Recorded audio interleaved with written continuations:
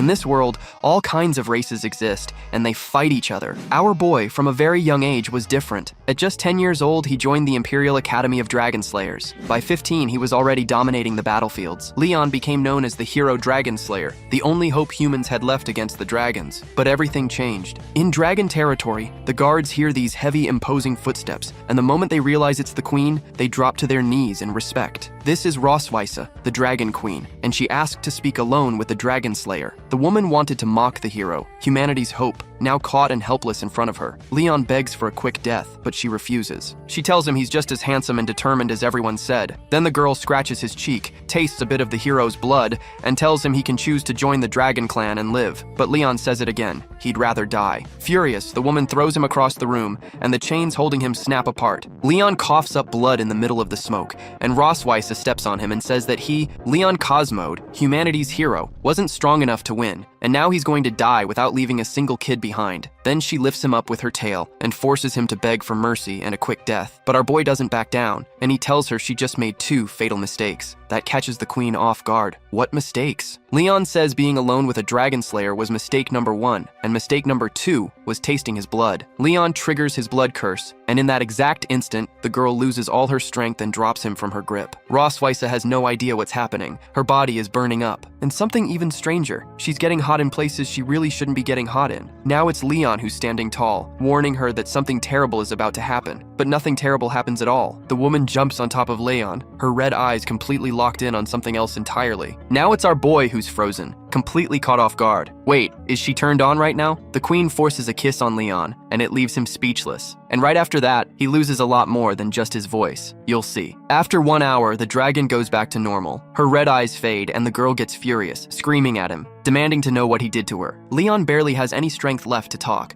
but he reveals that his curse creates a soul bond with its target for life, and when he dies, the other person suffers eternal pain until their own death. Our boy points out that dragons follow one rule, one partner for life. Then he teased her by reminding her that, just like him, she now would have no successor either. Filled with rage, the queen called him a bastard, as energy crackled around her. Calmly, he asked if she wanted to kill him, stating that she didn't need to because he would die soon anyway. Finally, Leon declared that his curse was for her to live with hatred and pain forever. The dragoness remained silent, dressing herself while processing the situation. Then she asked how a human could take revenge in such a despicable way and still want to die. With her hand glowing with power, she called him a scoundrel, incredulous at his attitude. Then she struck him with magical energy directly in his chest. Leon Cosmode was once a legendary dragon-slaying hero. But everything changed when he became a prisoner of the Dragon Clan, and 2 years have passed since his capture. Suddenly, he woke up screaming, as if emerging from a long nightmare. While trying to catch his breath, he looked around completely disoriented. With his hand on his chest, he still tried to understand what he was feeling. Then he realized he was in a luxurious and unfamiliar room, wondering where he was. Next, he heard the sound of the door slowly opening. A small, dark-haired girl peeked through the crack in the door. With a sweet voice, she noticed that he was finally awake. The hero was completely shocked, thinking about how cute she was. With that, he started to understand everything, concluding that he must be in heaven for his great contribution to humanity. He called her a legendary angel, but the girl asked, confused, what an angel was. Smiling, he approached and asked what the little angel's name was. The girl cheerfully replied that her name was Moon. He thought it was a very beautiful name, but wondered why her hair color was so strange. Moon then explained that her mother said her hair meant the moon, surprising him with the idea that angels had mothers. As he picked her up, he introduced himself as Leon Cosmode, and she excitedly said she knew Leon meant lion. He asked who had told her that, and she answered that it was her mother as well. With sudden suspicion, he hesitantly asked who her mother was. The girl joyfully replied that it was Rosweisa, leaving him completely shocked. Realizing that her mother was the Dragon Queen, he began to piece together his own situation. With a radiant smile, Moon concluded that he was her daddy. The revelation left him completely paralyzed and speechless. Then the little girl asked that he really was her father and Mommy Rosweisa's before calling out her mother. The confirmation hit him hard, leaving him even more stunned. Soon, the Silver Queen appeared, and while Moon said that Daddy had woken up, she merely replied that she already knew. With a smile, the Queen confirmed that he had finally awakened. Moon then revealed that Mommy must be happy because she visited him every day. Although the drivingness confirmed the story, Leon thought that only an idiot would believe that. Next, She asked Moon to go play outside so she could speak with her father. Once they were alone, he asked if Moon was really his daughter, and the answer was yes, biologically. With her tail tapping against the door,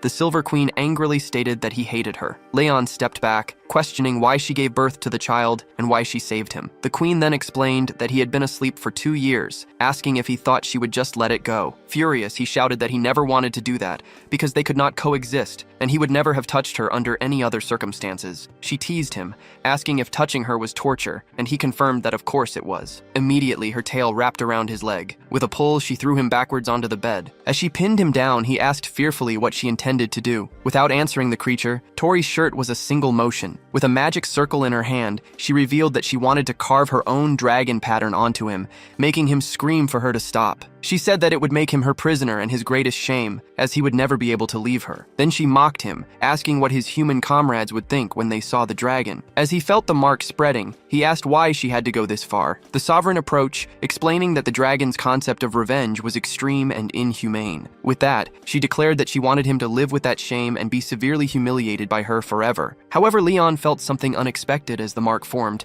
because for the Queen this was a great honor. Thus, she leaned over him and said it was time to begin his unbelievable revenge as a dragon. The scene begins in the Grand Silver Dragon Castle. Gossip about Leon waking up spreads quickly through the castle. He doesn't like getting the title of the Dragon Queen's husband, especially being all bruised up after spending the whole day being worn out by Rosweise. Refusing to be a domestic slave, Leon thinks about escaping. He finds it strange the place has fewer guards than when he first arrived. Then, he spots a hole. Even suspecting a trap, he decides to escape through it. Little Muin saw her father in the hole and warned her mother, who didn't show any concern. The warrior escaped toward the mountains, heading for human territory, and looked back to check if he was being followed. Suddenly, he saw the Queen crossing the sky in her dragon form. She revealed that she left the hole open on purpose, and Leon, despite suspecting a trap, didn't think he would be caught so fast. The Queen asked what the warrior would do, pointing out that humans wouldn't recognize him as a hero anymore because of the new mark on his chest. For Leon, however, it was better to start over with a common life than to remain a slave to the dragons. Rosweise got angry and decided to take the warrior back to the human kingdom. After 3 hours of flight, she threw him over a forest, and he crashed through the trees until he hit the ground. As he spotted a city, Leon noticed the Queen reappear in her human form by his side. She claimed he could never return to his people or be with another woman, as the dragon mark would react immediately. Then, Rosweise pinned Leon against a tree, saying she wanted him to take her right in front of his homeland,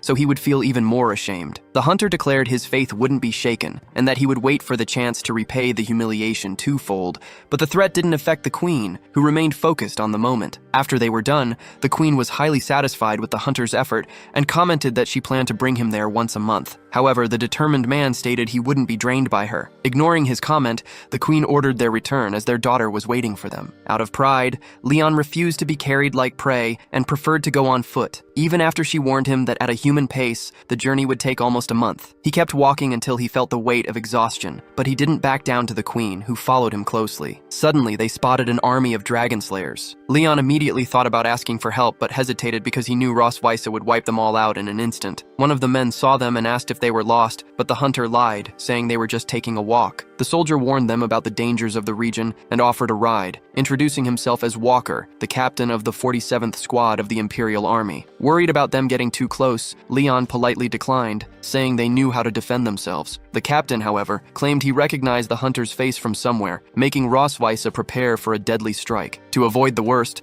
Leon pulled her close and pretended they were a loving couple, explaining that people often confused his face. Walker decided not to get in their way and left with his group. After they walked away, the Queen complained about being called his wife, and the hunter shot back that he didn't like the situation either. At that moment, the man noticed a scar on his own hand and felt a sharp pain in his chest that made him pass out, forcing the Queen to take her dragon form to carry him back. Back at the palace, Leon woke up with Muin telling him that her mother had carried him back, which annoyed him because he was transported like prey. Then he noticed the bandage on his hand made by his daughter and assumed that, since she was a hybrid, the young girl didn't share the hostility of the dragons. Leon thanked the girl and asked her not to grow up like her mother. Queen Rosweise overheard the conversation and asked what was going on, but the hunter brushed it off. The girl excitedly said she followed the instructions to bandage her father's hand, but the mother didn't care. To ease the tension, Leon asked his daughter to go play and promised to meet her soon. As soon as the girl left, Leon angrily asked why Rosweise was so harsh on her daughter. The Queen replied that this was traditional dragon education to make them strong warriors in the future. Leon argued that Muin wasn't just a dragon, and that she was gentle, which Rosweise took as an insult to her race. race. The hunter reminded her that the queen herself knew how to be gentle when she wanted, but she shot back, saying he was just a slave to relieve her stress. Rosweiss explained she had many matters to handle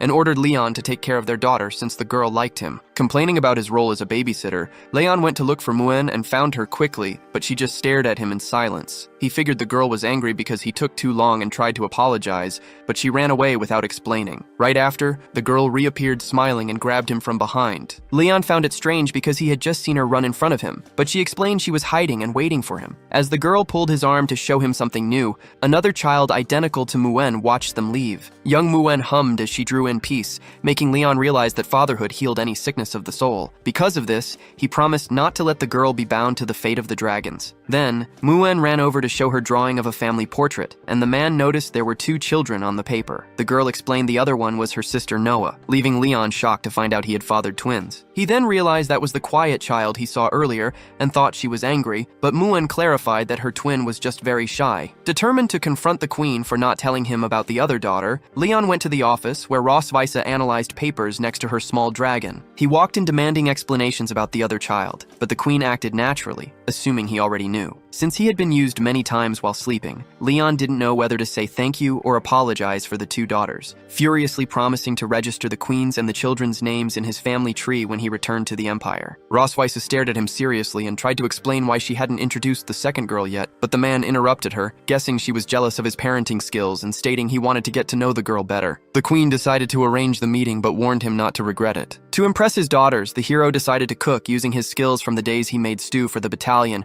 aiming to win over little Noah through her stomach, while the maids gossiped that he was a great catch. The queen approached with the children and dismissed the servants so they could rest. Muen ran to praise the smell of the food, but Noah showed no interest in being there. Feeling the rejection and blaming Rosweiss for it, Leon glared at the queen, who in turn told her daughter to introduce herself to her father. Noah did so very formally, and though Leon tried to be warm as he introduced himself, the girl remained completely still. The man questioned internally why she was as cold as her mother, and Muen whispered for her twin to be more charismatic. However, Noah commented that the man was too weak to be her father, leaving Leon deeply shaken as he realized that dealing with kids was no walk in the park. Leon got to know his daughter's personalities better during dinner and became certain that Noah's temperament was just like her mother's. He asked if the girl was enjoying the food, but got an immediate no. While Rosweiss was amused by the situation, the family atmosphere felt fun and relaxed to the protagonist, who promised to have dinner every day with baby Muen. However, Noah replied that she couldn't, because she had to study for the Saint Heat Dragon Academy. Rosweiss reminded the girl that the trip would only happen in 3 years, but Noah determinedly stated that she wanted to wipe out the dragon hunters, making Leon almost choke. The hunter tried to warn the child that hunters were very strong, but Noah didn't like being treated that way. Taking advantage of the situation, Rosweiss decided to let her daughter train earlier to finish off that scum and asked if the father had any objection to their daughter going to school sooner. Leon realized the queen's intentions and replied that he saw no problem in his daughter learning how to kill him, noting how sadistic the woman was and how she wanted him gone, but he promised to pay her back soon. The little girl was happy that she could take the academy exam within a month and that Leon would be her tutor. At the end of dinner, with Moon completely full, Leon called Rosweiss to wash the dishes. The queen argued that was a job for the maids, but the protagonist insisted they do it together as a family tradition, and she accepted reluctantly. Moon got excited to help, but Noah dragged her away to brush their teeth. Without the kids, Rosweiss asked when Leon would start helping her. The protagonist, however, activated the seal on his own chest, which immediately activated the seal on Rosweiss. Sensing danger, the queen whipped her tail at the hunter, who blocked the strike and said he wasn't going to run away. Leon's touch on the woman's tail left her defenseless, as he knew that was her sensitive spot, and that night he decided he would teach her how to tame a dragon. Rosweiss asked Leon to let go of her tail, but the protagonist decided to do something different, leaving the queen torn between displeasure and pleasure. Suddenly, the maids showed up to clean the kitchen and were impressed to find everything clean, while the couple hid in the pantry. As soon as the girls left, Leon decided to give his wife some special attention. The night was so exhausting that Leon slept for 3 days, being woken up gently by his daughters. Muen showed happiness to see him awake, and Leon tried to remember the exact moment he had passed out. However, Rosweiss thought it was best not to comment on the matter in front of the kids. That was when he remembered the punch to his face and started admiring his wife getting ready in front of the mirror. The girls noticed their father's silly look at their mother, which left the queen surprised enough to drop her hairpin. Leon picked it up and pinned the ornament back, sincerely praising his wife, but Rosweiss shot back saying he said that to everyone. Leon commented that he knew how to handle donkeys, making Muen curious about the term. The protagonist explained that they were animals similar to dragons, capable of carrying weight and complaining about everything. Then, he did a cheap imitation comparing the animal to the girl's mother, which earned Leon a strike from the queen to keep him sharp. Rosweiss then ordered the children to learn how to write their own names with their father's help, making the girls run to the library to get pencils. After that, the queen warned she would receive a visit from her sister. She asked Leon to hide the kids from his sister-in-law. The protagonist guessed she didn't want her family to know about her kids with a human, but Rosweiss was strict. She instructed Leon to introduce himself as a dragon recently awakened from a coma if her sister-in-law approached him. Leon glared at the queen and lied that he would obey, but he planned to make her suffer the ultimate humiliation in front of her sister. In the study room, Leon struggled to teach his daughters how to write their own names. Then Noah complained about his handwriting. To escape the situation, he pretended he needed to deliver something to their mother and left. Meanwhile, Isabel Melkwai, the Red Dragon Queen, arrived at the castle imposingly. Her sister Rosweiss welcomed her warmly. Isabel praised her and showed curiosity about her brother-in-law waking up, but the Silver Dragon Queen played it off. She lied that her husband was feeling sick. Despite being frustrated with the answer, Isabel found it interesting that her sister married for love. Rosweiss directly replied she had no reason to love her husband. Hearing that, Isabel concluded her sister remained stubborn. Rosweiss changed the subject and invited her to chat and catch up. The two walked and talked about the Red Dragon King. He might be trying to expand his territory after disappearing. Leon spied on them from afar. He decided to test the limits of the mark he placed on the queen's chest. Suddenly, Rosweiss felt the mark's effect on her chest. She played it off when Isabel asked if something was wrong. The Silver Queen looked angrily toward the castle. She knew it was the Dragon Slayer's fault. Isabel kept talking about wars and politics, but Rosweiss couldn't focus because of the tingling sensation the mark caused. It made her start sweating. Without giving much explanation, Rosweiss ran back to the castle. Isabel noticed the dragon mark activating on her sister. She just thought young people these days were too bold. In the castle, Leon waited to see how long the queen would take to come looking for him. She entered the place fuming with embarrassment from what she went through in front of her sister. Leon faked submission and said he missed her a lot. That left the queen flustered for a moment. Right after,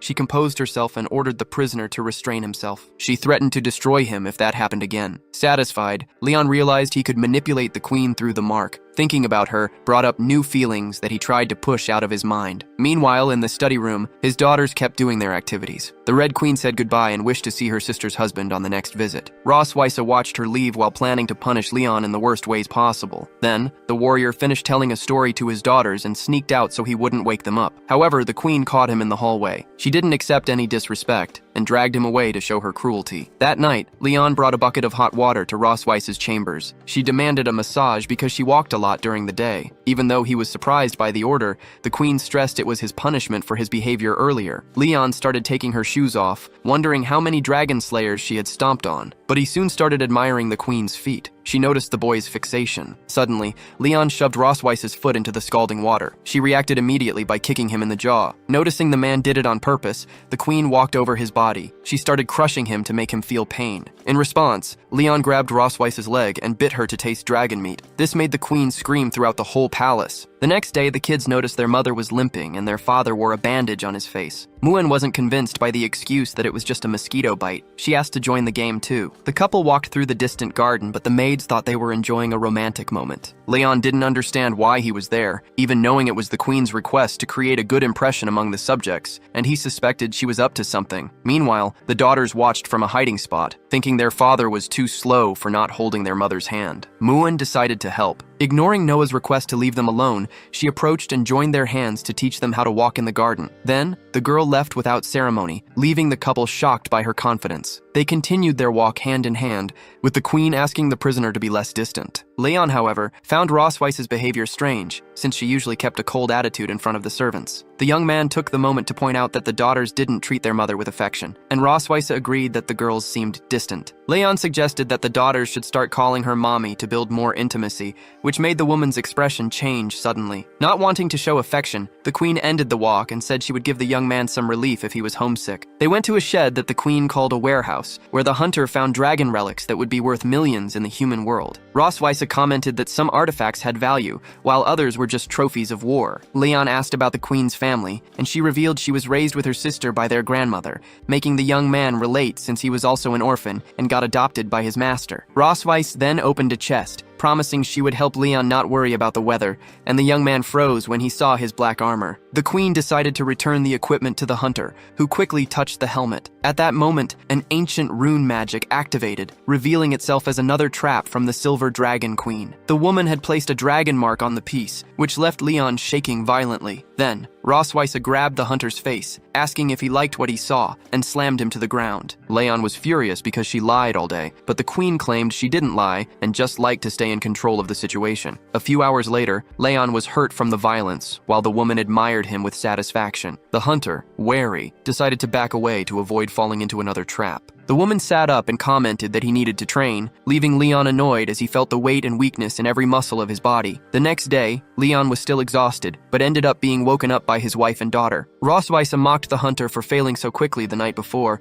while little Noah watched another fight between the couple with disappointment. The queen then ordered Leon to teach dragon knowledge to the girl, taking the chance to mock his weak performance. Leon replied that had never happened to him before. Next, he proposed getting something in return if he made Noah pass the academy exam. Rosweiss accepted the proposal, as long as it was not a crazy request, and the hunter considered the deal done. After the woman left, Noah wanted to know why her father was fighting with the queen, calling her mom. Leon was surprised by the word and asked if the girl liked calling her that. In a quiet way, the girl said yes, leaving Leon happy that he reached her first emotional step. However, Noah did not like that reaction and decided they should start studying. Leon was in the study room focused on his daughter's school subject when Rosweiss came close and asked if he was not going to rest, since it was late. The protagonist commented that Noah was very advanced, so he needed to create a teaching method up to her level. Rosweiss agreed, mentioning the little girl took after her mother, but Leon hit back, saying she inherited her father's intelligence, since he was the best student in his class back in school. He then wanted to know what academic awards the queen had won, which left her surprised that he was not just a brainless dragon-slaying brute. Scoffing at the guy, Rosweiss wanted to know how someone so smart ended up becoming a prisoner, and Leon replied that dragon tea is always hard to resist. Suddenly, the queen spotted peppers on the table and asked what they were, and the protagonist explained he used them to stay awake. Rosweiss was shocked, because yellow dragon peppers were not good for humans. Even so, Leon ate the food and started breathing fire through his nose, desperately begging for water. Rosweiss held his face with her cold hands, easing the heat, and the man calmed down with that cold, soft touch. The romantic mood that followed left them both embarrassed, making each one turn away. Next, the queen ordered him to go to bed right away, because she wanted to cuddle. Leon almost fell for the dragon queen's temptation, but he felt shivers as he remembered her last trap. He decided he needed to find a way to recover quickly, and started studying dragon herbology to find something to help him, until he found a little berry he assumed was perfect for his problem. The next day, during their studies,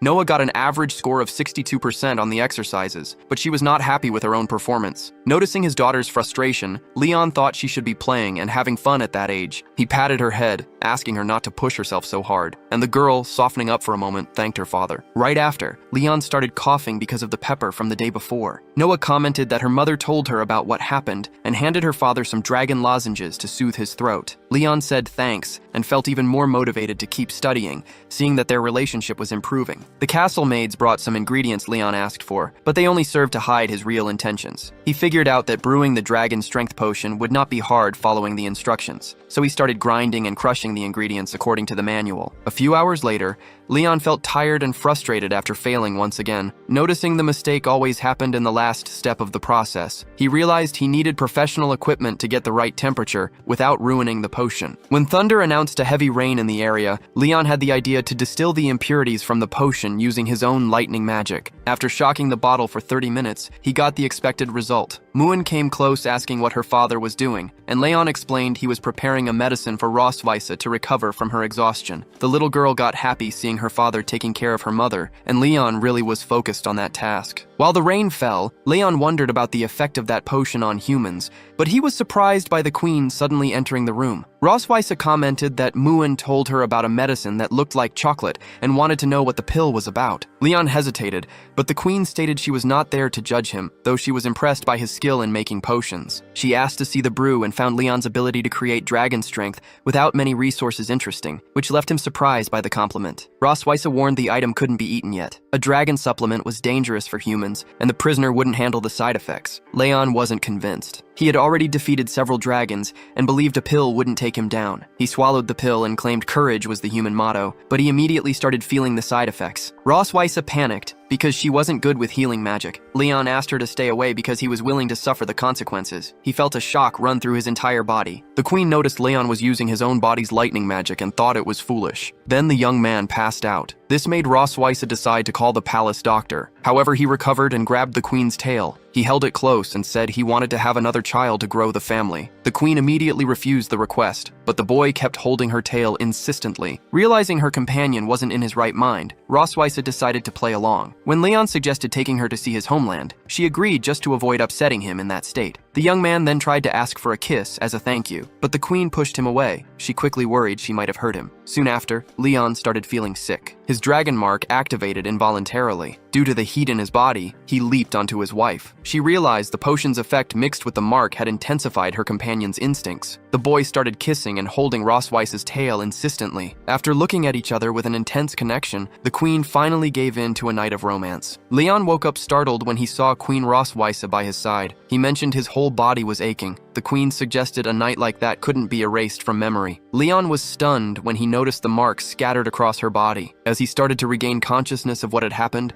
the young man felt a tremendous remorse and screamed for the whole castle to hear. Noticing Leon's pain, Roswitha started repeating the smooth lines he had said during the night. The young man asked the woman to stop that torture. He regretted the result the potion caused on his body. He then asked if he had hurt the queen, but she, being a dragon, assured him she was fine. Roswitha revealed she liked the boy's performance and wished he was like that every day. Then, the queen wanted to know what he would ask in return for helping her deal with the kids. Leon requested she send someone to check on his master and his wife in the human empire. Roswitha mentioned dragons weren't good at infiltration, but she promised she would find a way to pay a visit. Later, Leon was taking care of Muen. She noticed her father looked very tired and asked if he was sick. The young man answered no, but the little girl revealed her mother had talked about the medicine that was for him. Leon didn't like knowing the queen shared that kind of subject with the kids. Suddenly, the boy's mouth started bleeding. This left Muen worried, but he assured her everything was fine. To cheer up his daughter, Leon promised to make her a toy and built a Rubik's Cube for her. While explaining how the object worked, he felt a strange presence nearby, as if a dragon's gaze was watching them. Assuming it was Noah training, the young man decided to build a Rubik's Cube for his other daughter too. When she received the gift with a note,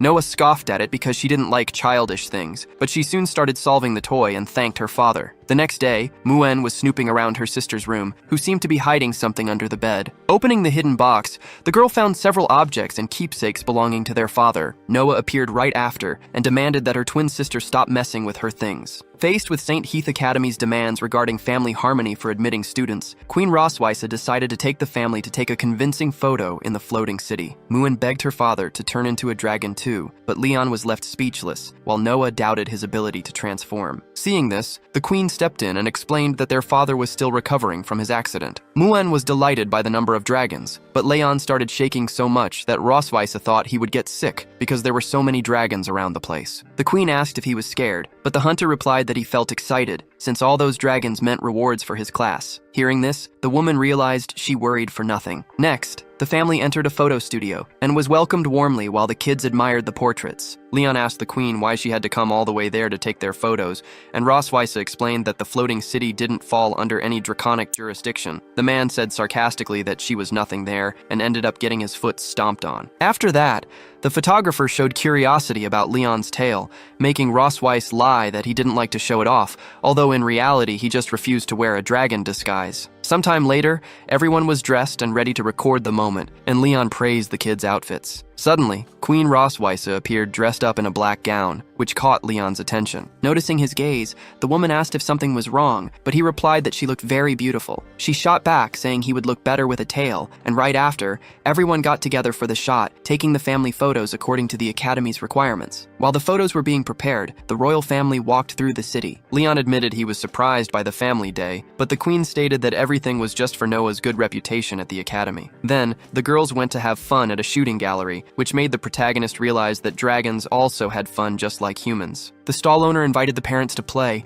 and Leon asked for 10 shots to have some fun since the queen was paying for the trip. He felt strange holding the gun because he hadn't used one in a long time. The protagonist missed his first shots, which amused the stall owner, who had rigged the gun to make the game harder. However, Leon then hit all his remaining shots and shrugged off the result as just a stroke of luck. While the kids and Rosweiss felt proud, Leon handed out the teddy bears to his daughters. Rosweiss felt warmed by the feeling of a perfect family. Even the queen got a toy, remembering when she wanted one while sitting on her own mother's lap. Soon after, the queen asked to change the focus away from those childish games, even though Leon argued they were there exactly to have fun. The queen then commented on the teddy bear's cuteness, contrasting it with real bears, which were just a food source with tough meat. Suddenly, Rosweiss ordered Leon to go to her room at night to talk. When the time came, Leon walked down the hallway thinking the woman wanted to spend an intimate night together again. He got chills at the thought. He noticed the royal bedroom door was unlocked, and upon entering, realized she was still in the bath. Looking at Rosweiss's silhouette through the bathroom glass, the protagonist felt sure about what would happen. He tried to calm down as the woman stepped out of the bath, certain he would be completely drained of his energy. Rosweiss asks Leon where he wants to start the training. She suggests the living room, the balcony, or a thatched hut. Thinking everyone would see them on the balcony and he would get embarrassed,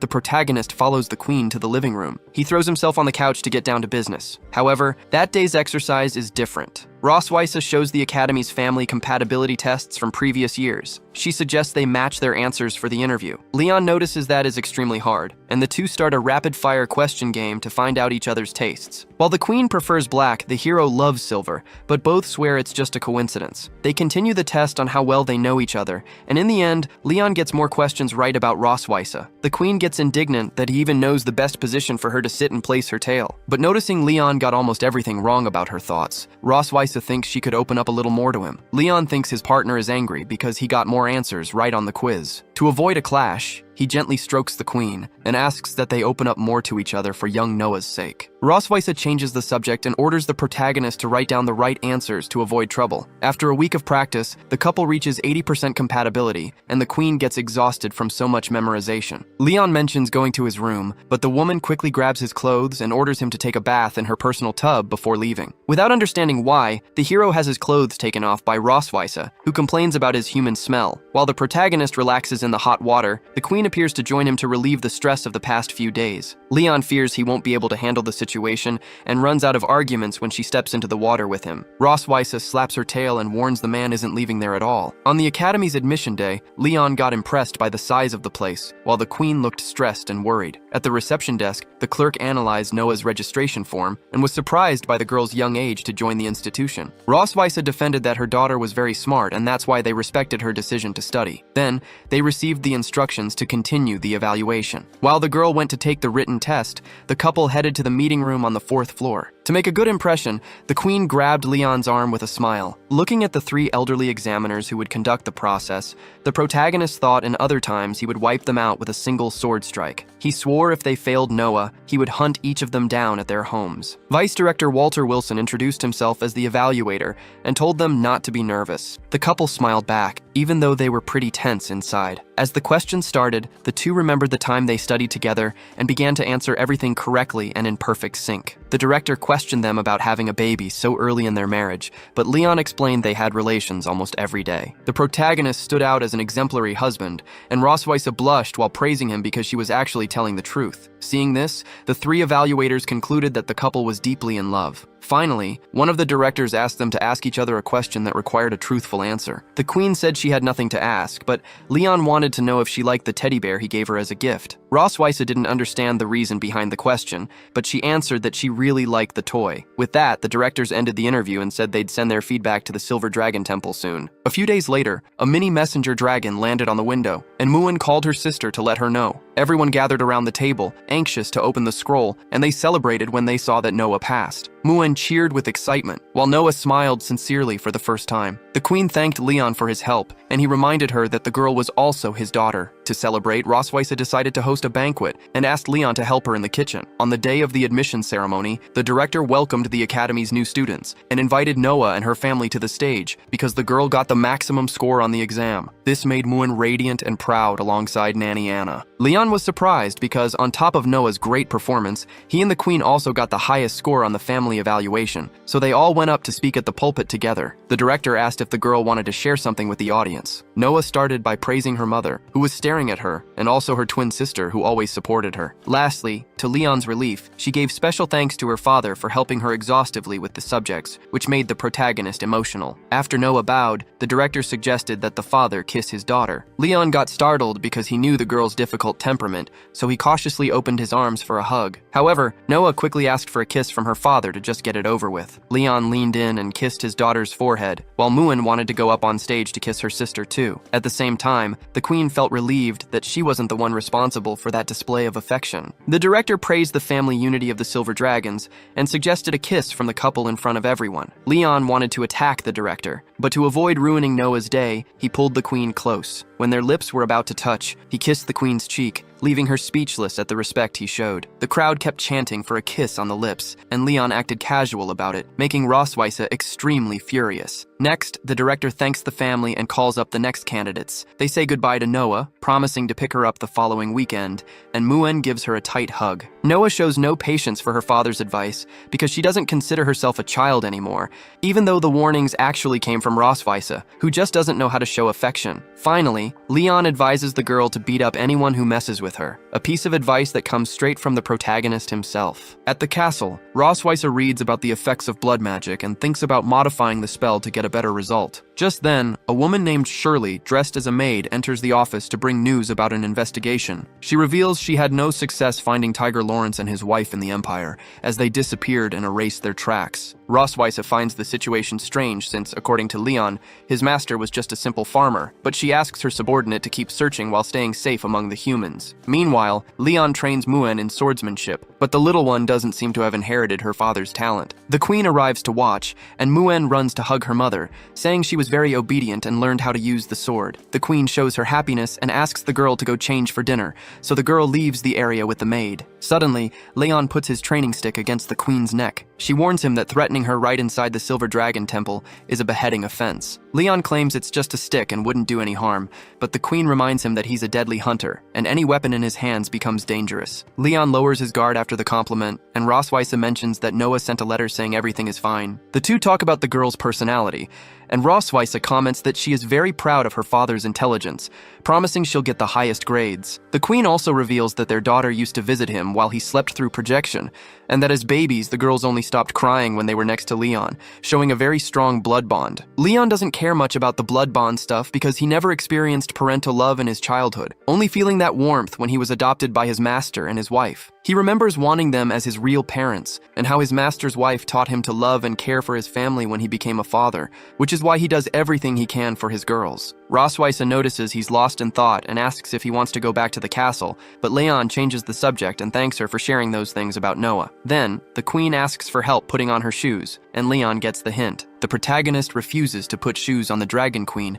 because he thinks washing her feet is too humiliating, but the woman won't back down since she wants to punish him for the kiss on the day of the ceremony. Leon ends up accepting the task, but comments that putting shoes on her is as easy as shoeing a donkey. Immediately, the queen hits him with an axe kick, and he runs away, doubting she can catch him. Days later, the family waits for Noah's return, who is transported by a colossal dragon named Leviathan. Ross explains that despite its size, the creature is weak in combat and works as transport, having a peaceful temperament that hasn't flared up in thousands of years of existence. Noah steps out of a portal, and Muin runs to hug her sister, though the girl still acts cold when interacting with her father. After returning home, the young girl showed her grades and apologized for getting a 95 on the physical fitness test. Her parents supported her and showed they were proud, while Leon explained that the other students only did better because they were older. He pointed out that his daughter got the highest grade on the combat exam, even though she was younger, which proved she was a great strategist. Noah didn't feel satisfied because she knew her mother was perfect at everything, but Leon revealed he only became strong after a lot of effort, giving the girl some moral support. Next, the young girl asked her parents who would win in a direct fight between them, and both answered they would win. This started an ego clash between the couple, who began to argue in front of the kids. Decided to settle the dispute in practice, the two headed off to fight, followed by their daughters, who got ready to watch the match. Ross started the teasing by asking if the protagonist was already recovered enough to face the Dragon Queen, while Leon stretched to show he wasn't rusty. The queen proposed a bet where, if the protagonist won, she wouldn't bother him for a month, but if he lost, he would have to grant her a wish. Leon hesitated because he didn't know what the request would be, but he accepted the challenge when he imagined the peace of having a 1-month vacation. Right after, the two got ready for combat. The fight began with an impact that even knocked over little Muin's juice. Leon threw a right hook, but it was masterfully blocked by the Dragon Queen, who then whipped her tail. Leon was quick to dodge and jumped with a flying kick to Rossweiss's face, who, despite defending herself, slid back from the force of the impact. Having no advantage in close-quarters combat, the queen preferred to keep her distance, but the hunter quickly noticed his opponent's strategy. Rossweisse threw a kind of spike, making Leon run across the battlefield to escape the explosion, while the girls analyzed the fight like soccer commentators. After that, the queen played dirty and unleashed a dragon fire combo, forcing the hunter to run to dodge it. Rossweisse poured out almost all of her techniques, but Leon dodged them all, showing his experience against dragons. To guarantee his 1-month vacation, the hero used his lightning magic to strengthen his physical body and went on the attack with a meteor shower. Noticing an opening in the queen's guard, he caught her off guard to show his strength. At that moment, things heated up between the two, and the dragon fire even burned Leon's clothes, but it quickly went out. Rossweisse commented that her husband got distracted, leaving the girls anxious to know who won the fight. Leon accepted his defeat for letting his guard down at the end. However, the queen acknowledged he was very strong for fighting on equal terms using only physical skills. She then collected on the bet, making Leon collapse to the ground in despair. Seeing this, the kids asked if their dad had died, but the queen assured them he would be fine soon. In the bedroom, the girls didn't understand their dad's apprehension and told Leon to relax, since it would only be one night out with their mom. However, the protagonist feared spending the night under the queen's orders. Muen then guessed that their mother was going to confront their father, just like in the story she had recently read. Hearing this, the queen ordered the end of that conversation with the kids and told them to sleep peacefully, since she only wanted to discuss a few matters with Leon, leading the man away right after. In the queen's room, the drinks already poured didn't cheer Leon up. Ross made sure to remind him that because of the bet they made, he had to follow her orders, but the protagonist preferred to stay sober so he wouldn't be manipulated. The queen revealed she wanted to see the hunter win the fight to get a month of recovery and make the challenge more interesting. Asked why she hadn't given in, Ross replied she had an idea for a game between them. She poured the drink over her own body because of the heat, and ordered Leon to clean her up. Feeling dizzy from the mix of scents, Leon ended up moving quickly toward the woman. He asked if that was enough, but Ross wanted everything clean, and then she used a spell while offering her own blood to the young man. Leon pushed her away, judging that she was performing forbidden magic, which the queen confirmed as the protagonist started to feel the effects of the enchantment. Ross said she modified the incantation so the impact on her own body would be minimal. As Leon grew dazed, the queen revealed that from that moment on, he wouldn't complain anymore when she requested his services. The woman expressed satisfaction seeing the man yield to her will. The queen pulled a magic mirror from her clothes, bought in the Cloud City, which was capable of recording scenes for a short time. Placing the object in front of the protagonist, she asked what he wanted to do at that moment. Even though he was reluctant, Leon said he wanted to kiss her, and the woman ordered him to speak louder, making him repeat the words even though his mind resisted. Rossweisse was enjoying the situation, but suddenly the hero seemed to resist and turned his face, leaving the woman surprised by his willpower. Suddenly, Leon lunged at the queen and pinned her to the bed, showing an uncontrollable urge to get close to her and starting a long night. The next day, the protagonist woke up worn out and frustrated. While the queen slept deeply, Leon caressed her face, surprising himself with his own involuntary action. Noticing the woman's heavy sleep, he nudged her to wake her up. Then, he remembered that the last time this magic occurred, the queen was knocked out for 2 years. Therefore, with the woman unconscious for a few weeks, he saw an opportunity to escape. Leon opened the queen's drawer to look for items and prepare an elixir to boost his speed, certain she would notice his absence when she woke up. However, his initial hope turned into frustration as he reflected on the time that had passed since he was imprisoned. He put the objects back, considering that returning suddenly would be dangerous, and choosing to wait for news from his master's investigation. Besides, he loved the children too much to abandon them, and wanted to take revenge on the queen for the exhausting night. The children saw their mother sleeping all day, and asked what happened the night before. Embarrassed, the protagonist made up a story that the woman had caught a cold from the night air, and asked housekeeper Anna for confirmation. The maid reassured everyone, letting them know the doctor had already examined Her Majesty, and that she would take over the castle duties. Leon stared at the queen, making Noah sense something suspicious in the air, though the protagonist claimed he just wanted to take care of his wife. The girl then told her sister it was time to leave, promising to return the next day. Right after, Leon got some water to wipe off the queen's sweat, and noticed how helpless she looked. He decided to change her clothes,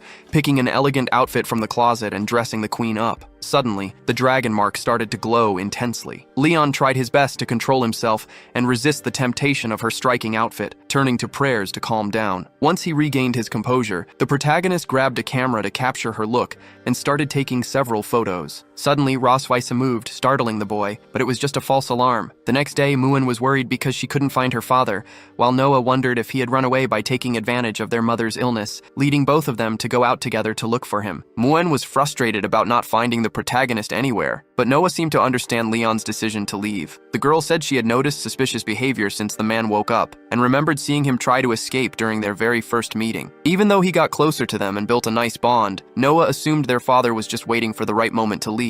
Muin got upset with this claim, but Noah promised to protect her sister and suggested they hold a farewell ceremony. Meanwhile, Leon was walking behind the kingdom's mountains, with a map provided by the maid Anna, since he wanted to see the places the queen visited and surprise her when she woke up. In reality, this action was part of his revenge plan to provoke her in the spots she liked best. When he saw a massive tree, he thought it was the perfect spot and added it to his plans list. Back at the castle, he noticed the subjects and his daughters gathered in a mourning mood. Thinking the children were just playing, he decided to approach, which left the maids stunned. The man offered to play a little flute and then noticed a photo of himself on the altar. He even thought he looked handsome in the picture, until he realized it was a funeral for himself. The girls could barely believe the man was back, but Leon assured them he had only gone for a walk. Then, Muin ran relieved into her father's arms, who comforted his little daughter, saying he would never abandon them. Next, Noah mentioned she searched for Leon in all 4 corners of the castle and concluded she had accused him unfairly. After that, Leon sent the maids back to the castle, while Muin took the opportunity to eat the treat offerings from the funeral. Noah scolded her father, telling him to let them know the next time he was going to disappear because Muin had been very worried, and Leon realized his daughter's intention. Noah also confessed she hadn't trusted him, leaving her father surprised by the apology. He understood that the girl just wanted to take responsibility for the family due to her maturity, but that she also needed care and love. Because of this, Leon decided he would do everything to gain Noah's ultimate trust, caressing her and promising to always be with her. The next day, Muin was watching her mother until the queen opened her eyes. Rosweise apologized to the girl for the worry, saying she was still very weak, and asked how long she had slept because she was sure Leon had run away. Muin promptly replied that it had been 2 days. The queen figured that, given the time, the man shouldn't have gone far and it would still be possible to capture him. Suddenly, Leon appeared holding a large fish for dinner, leaving Rosweise surprised while Muin praised her father. Noticing the queen was awake, Leon explained he had only gone fishing while his wife recovered. Rosweise didn't like his tone, so the protagonist told his daughter to take the fish to the kitchen. As soon as the girl left, the queen commented she thought he would run away from the castle. However, Leon made it clear he still had unfinished business with her, and it wouldn't make sense to leave now. Rosweise wanted to know what this business was, and the protagonist mentioned what the queen did to him as soon as she woke up 2 years ago. The queen was outraged that he wanted to get even under those conditions, but Leon seemed to have already prepared his sword for the occasion. Ross got desperate that the protagonist would do something crazy since she was very weak, but Leon dismissed the woman's condition, just as had happened to him before. The queen then threatened to take revenge once she recovered. Determined to do what he had in mind, Leon picked up the dragon woman in his arms and carried her to the cherry blossom grove in the mountains behind the castle, while she struggled in every way to be released. Putting the woman down under a leafy tree, Ross asked why he had brought her there. Leon said he explored the places she liked to visit the most, with that tree being the first destination of the night, which made her angry to know he planned to take her to other locations. Then, he showed that from that spot, they could see the castle perfectly. The queen understood that Leon intended to pay her back for using him in front of his homeland. Leon confirmed his intention and activated the dragon crest, making Ross's crest flash in response. He positioned her to face her fortress, intending to humiliate her in her own domain by being subjugated by a dragon slayer. The queen's mind wanted to avoid the situation, but her body said otherwise. Suddenly, she moved her tail over Leon's arm, surprising him that she still had strength. Ross told him to enjoy that moment as much as he could,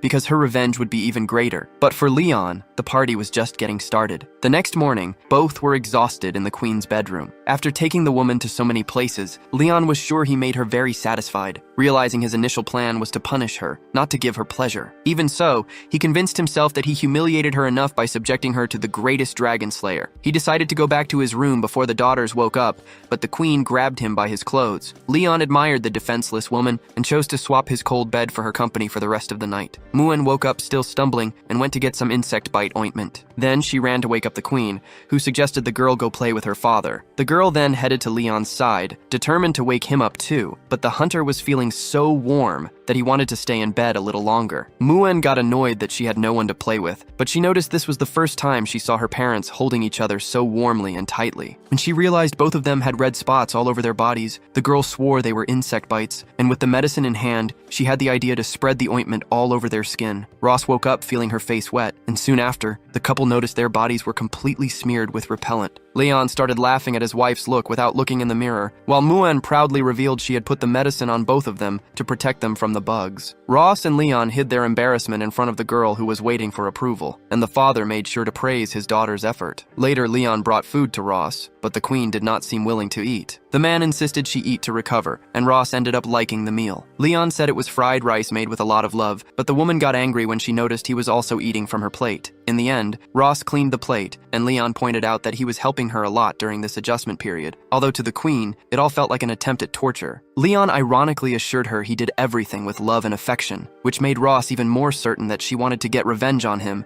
as soon as she fully recovered. Angry, the woman delivered a strike that shattered the wall and realized her physical strength had returned. Meanwhile, in the kitchen, Leon washed the dishes happy with the situation, having no idea of what was to come. Anna brought the prescribed medicine to the queen, but the woman already felt recovered and did not want to take it. Notifying the broken wall, the housekeeper got startled, but Rossweisse explained she overdid her strength and told her to call someone to fix it. The queen asked Anna not to tell Leon about her recovery because she wanted to be taken care of by him for a bit longer, and the housekeeper, understanding the plan, giggled. A few days later, Leon is taking care of Muen when the girl asks to learn the thing that makes the body glow. Intrigued, the protagonist asks why she is interested. The girl explains that Noah is learning many things at school, and she doesn't want to be left behind. Leon decides to help his daughter learn and has her channel mana. Since the girl has no trouble with the first task, he thinks she might be special, but soon Muen complains about being hungry from spending energy. This makes Leon stop the lessons and take her to eat. Meanwhile, Anna delivers a package requested by the queen. Right after, Leon arrives and announces himself excitedly. He thinks he still has about 5 days to enjoy Rossweisse's illness. He suggests giving his wife a massage, but the queen challenges him to show the power of the Dragon Slayer. She asks if he is already sulking after only 2 days of work. Leon laughs out loud and replies that he only wants to save his best, which makes the queen worried about his intense appetite. The protagonist starts warming up, promising to make the woman regret calling upon the power of the Slayer. Rossweisse shows that she never regrets anything. Under her gaze, Leon gulps as he feels the queen's tail swing into action. He asks if his wife has already recovered her strength, and the woman makes sure to put her prisoner in his place. Rossweisse reveals the tools the housekeeper brought to the room, leaving the protagonist cornered. Then, she handcuffs and blindfolds Leon, who feels like a helpless baby. The queen orders him not to resist. Desperate, Leon asks if she wants information from this kind of torture. Even in that state, Leon says he was trained to resist any kind of interrogation. But then, he hears his own voice recorded on a crystal ball brought by Rossweisse, begging for the woman's kiss. The young man denies to the end that he said those things of his own free will, but then he bows before the queen and admits he remembers everything. Seeing this, the woman grabs a rod and orders the protagonist to repeat every single one of those words, teaching him a lesson that leaves him unable to get out of bed. Sometime later, the parrot dragon brings a letter from Noah straight from the academy, requesting the parents to come to school in the morning. This makes Leon worry that his daughter got into some trouble. Now in Principal Wilson's office, the girl has a determined look next to 3 classmates with bruised faces, while the principal tells Leon and the queen about the incident between the students. Upon learning that the boys had bothered her princess, Rossweisse gets furious, while Leon, ignoring the boys, only wants to know if his daughter suffered any physical harm. Principal Wilson explains that Noah was actually the one who beat up the 3 boys, which makes the parents proud and relieved. To the principal, that situation highlights the difference in temperament between dragons born from eggs and those born from the mother's womb. He explains that while there are no physical differences, skills in youth vary greatly, with those born from eggs usually being stronger. Even so, Noah, despite being born from the womb, beat 3 boys who were hatched, making him believe the girl has a promising future. Just then, the father of one of the boys enters the room. He believes his son hurt someone and offers to pay the medical bills,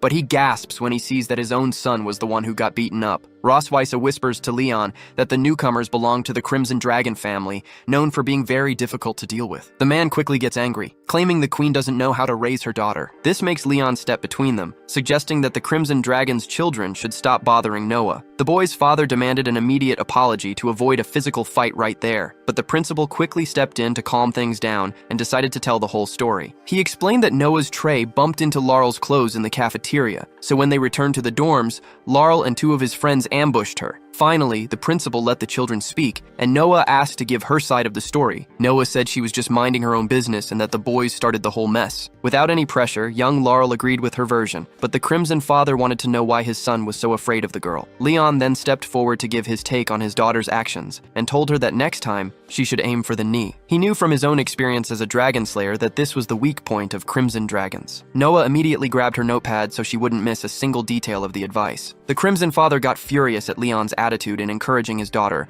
and suggested right in front of Leon and Rossweisse that the girl should be expelled from school. However, the principal told the dragon to calm down, since only he had the power to expel someone at the academy. He also revealed there were several other reports of young Laurel bullying students born to human mothers. The father yelled again that his son was being treated unfairly, which made Leon raise his voice too to defend Noah, who was only 2 years old while Laurel was almost 8. Leon took the chance to mock the Crimson father, who got extremely angry. The dragon then lost his temper and pointed out that Leon wasn't dragon enough to show his tail, while also calling the queen and her whole family trash. Leon couldn't take the insult and snapped the Crimson dragon's finger, while Rossweisse loved being protected by her husband. The dragon asked if Leon knew who he was talking to and announced himself as the Duke of Leader Constantine, which meant absolutely nothing to Leon. The queen calmly pointed out that this was just a children's fight, with no need to bring family status into it, showing her confidence in whatever decision the academy would make. With that, the principal warned that if the Crimson dragon kept making a scene, his son could lose his right to study at the school. The boy, with his cheeks swollen, begged his father to calm down because he wanted to stay at the academy. The man composed himself, but his glare made it clear that this story was far from over. With everyone calmed down, the principal handed out warnings to the students based on their involvement in the fight, and Noah said goodbye to her parents to head back to class. Leon didn't miss the chance to remind his daughter to aim for the knee. Suddenly, the principal called out to Leon, startling him by approaching from behind. The man wanted to know why he had never shown his tail and which clan he belonged to. Sensing the tense mood in the room, Rossweisse acted quickly and said her husband was just a simple dragon with no clan. The principal seemed to accept the explanation and congratulated them on little Noah's talent. He encouraged the couple to have more children, noting that at this rate the girl would become a leader against dragon slayers. While they talked, the Crimson Duke watched everything with pure hatred. The couple left the school in peace but was soon cornered by the Crimson Duke. Even though he had accepted the school's terms, the Duke challenged Leon to a duel, pointing his finger directly at the dragon crest. Rossweisse knew that turning down the challenge would make the Silver Clan look bad to the noble families, so she whispered and asked if Leon felt confident enough to fight. The young man couldn't wait to face his opponent. The news spread quickly among the students, making Noah realize the gravity of the situation. Everyone went to the balcony to watch the fight, while Leon, completely calm, did his stretches. The Crimson Duke was confident he'd win back the honor his son had lost. He claimed that if his opponent lasted 3 rounds, he'd consider himself the loser. Leon told him to talk less, saying he was short on time. The Duke rushed at his opponent with flames, but the fire didn't even damage Leon's clothes. Leon warned him that only 2 rounds were left. Next, his rival prepared another attack that even cracked the academy courtyard. Leon jumped quickly to dodge,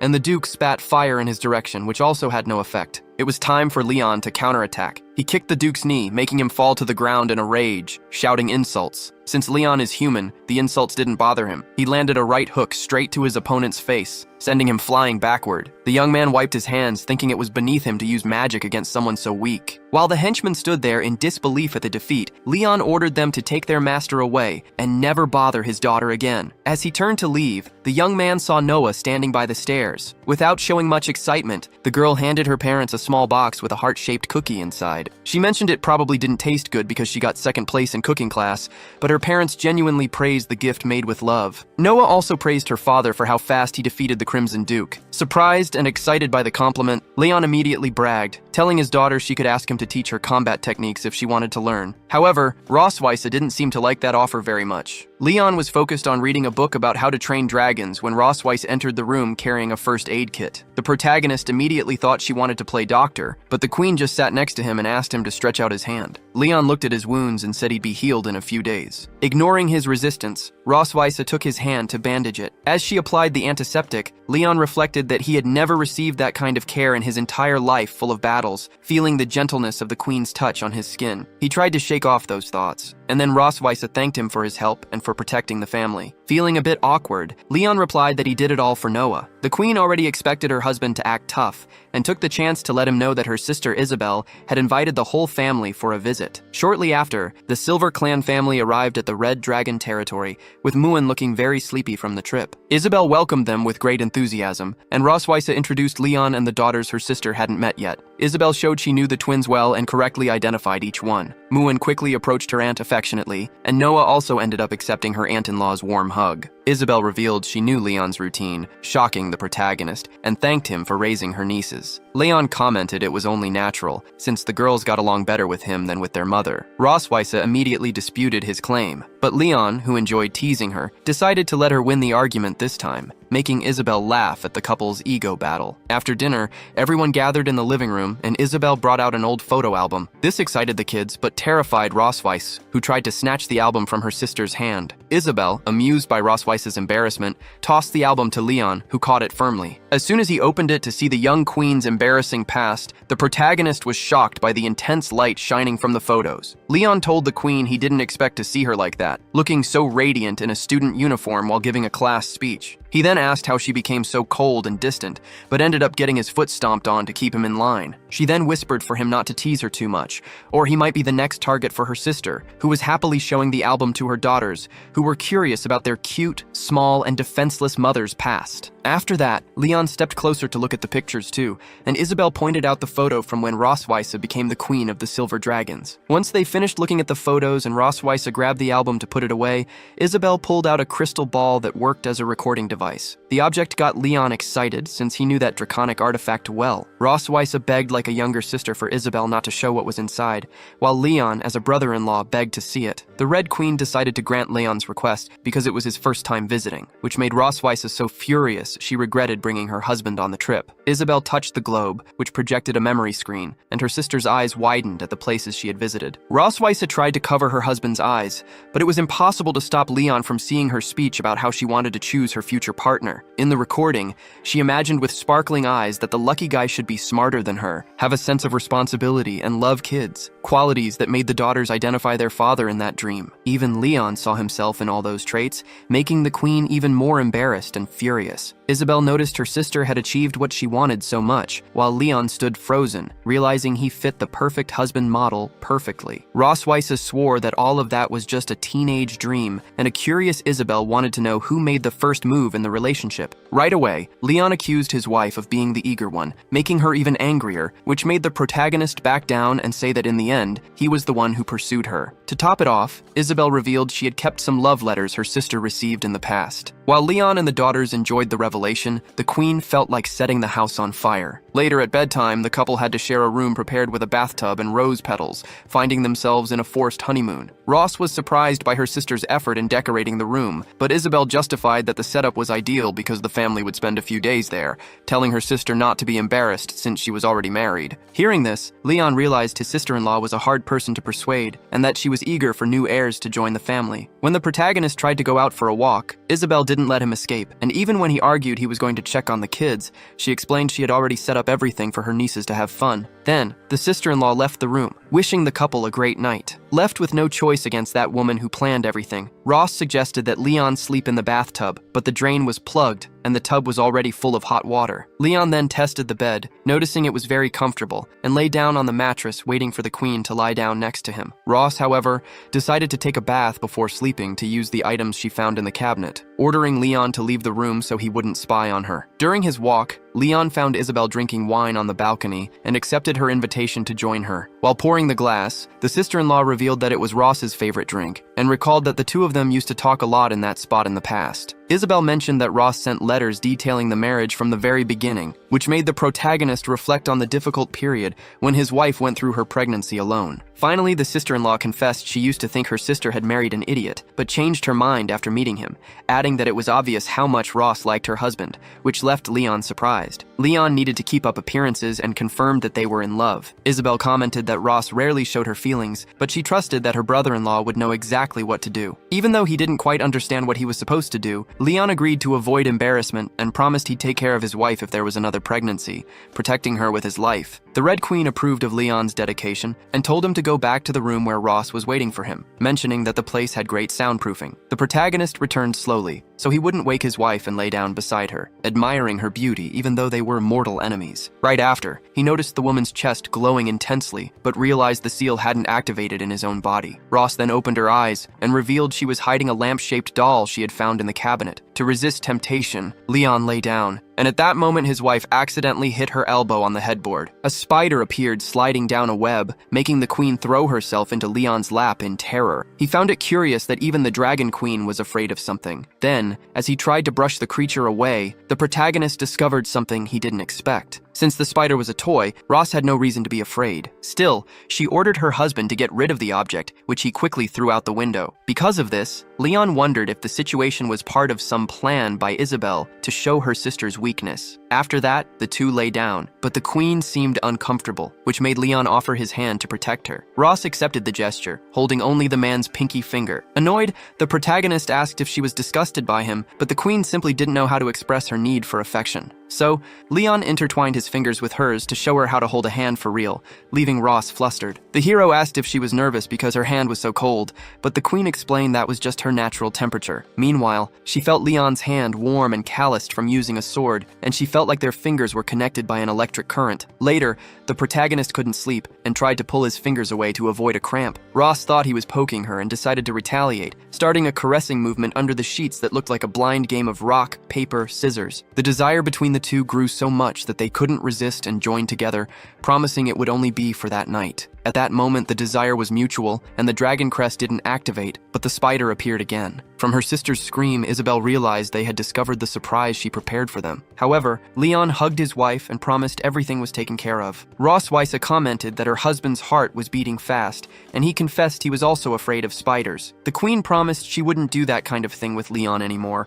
and the two decided that after that night, they wouldn't talk about it again. In the morning, Ross Weisse woke up alone in bed, worried about Leon's disappearance, but figured it was for the best, since she felt embarrassed for showing her weaknesses and sleeping in the arms of a human. She got dressed and left the room, where Isabel was already waiting for her to get the news. Ross Weisse, even though she enjoyed it, didn't want it to happen again. Isabel asked if the couple used the toys, but Ross Weisse dryly denied it. Then, Isabel promised to wrap up party favors for them to take home and pressed her about a new baby to inherit the Red Castle. The Silver Queen didn't want to continue the conversation and dragged her sister to breakfast. Leon was already in the dining hall playing with the girls while they waited, and Muen was happy to see her mother approaching with her aunt. Everyone sat down for the feast, but the atmosphere between the couple was gloomy, as both refused to believe they got involved without the influence of the crest, while trying to accept that a real feeling was emerging. Then, their hands touched while reaching for the peanut butter, and they stared at each other, not understanding what happened the night before. Isabel, however, knew that the mattress prepared in the guest room activated the attraction between the couple, and the Silver Queen fumed. Although deep down she was grateful for the Red Dragoness's trick. Leon and Ross wanted to hide their faces from sheer embarrassment, amusing Isabel, who suggested the couple go back to the room to take another bath, but they rejected the idea. To change the subject, the Red Queen asked about the trouble with the Duke at their daughter's school, and the couple confirmed it happened, mocking the dragon's weakness. Isabel then told them that the Duke ran to leader Constantine and gave a highly exaggerated version of the facts, which made Ross Weisse outraged, while Leon remembered that the dragon's name had already appeared in his studies. Isabel warned the couple to stay alert, because leader Constantine was expanding his territories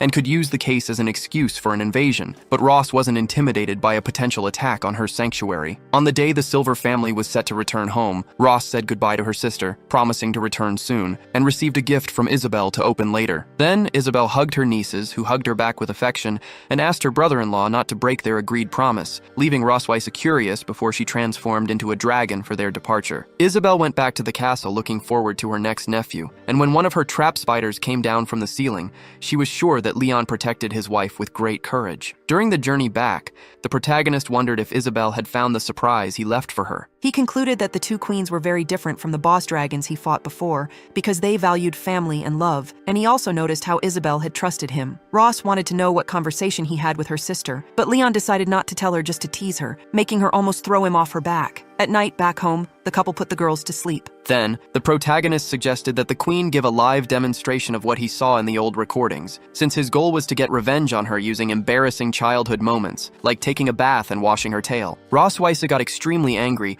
remembering the embarrassing moment her sister put her through while Leon laughed a lot. But despite everything, the nostalgic crystal ball survived. Ross decided to teach Leon a lesson, but the guy ran away when he realized she wasn't playing around. However, the queen ordered him to go to her room in 10 minutes for extra classes. Leon realized he talked too much, but he liked knowing that Ross Weisse's dark past was her weak point, deciding to tease her as much as possible for the sake of the dragon hunters. While the queen prepared for combat without knowing about Leon's plans, time passed and the young man showed up in the room, asking her to go easy. Ross Weisse, who was all dressed up, ordered him to call her master. Leon obeyed to avoid worse suffering, but the woman took on the role of the mean teacher and beat up the undisciplined student. The guy realized she was role-playing and decided to cooperate, apologizing for being a bad student. Ross Weisse asked if he was ready to hand in his homework, making him suspicious, and explained that the assignment was to make her mark flash more than usual. If he failed, the punishment would be painful, but Leon was sure he wouldn't have any trouble because he knew every single detail of that move. Finally, the queen praised Leon's progress. She was excited and wore the new clothes she received as a gift from her sister. Despite all the guy's effort, Ross Weisse commented that the assignment was just the warm-up, and there was still more to come. Leon was already exhausted from studying so much, but teacher Ross was strict and wanted her student to understand the subject perfectly. Because of this, he began to feel the effects of the dragon mark, which prevented him from stopping his studies. The teacher started to like the dedication of her student,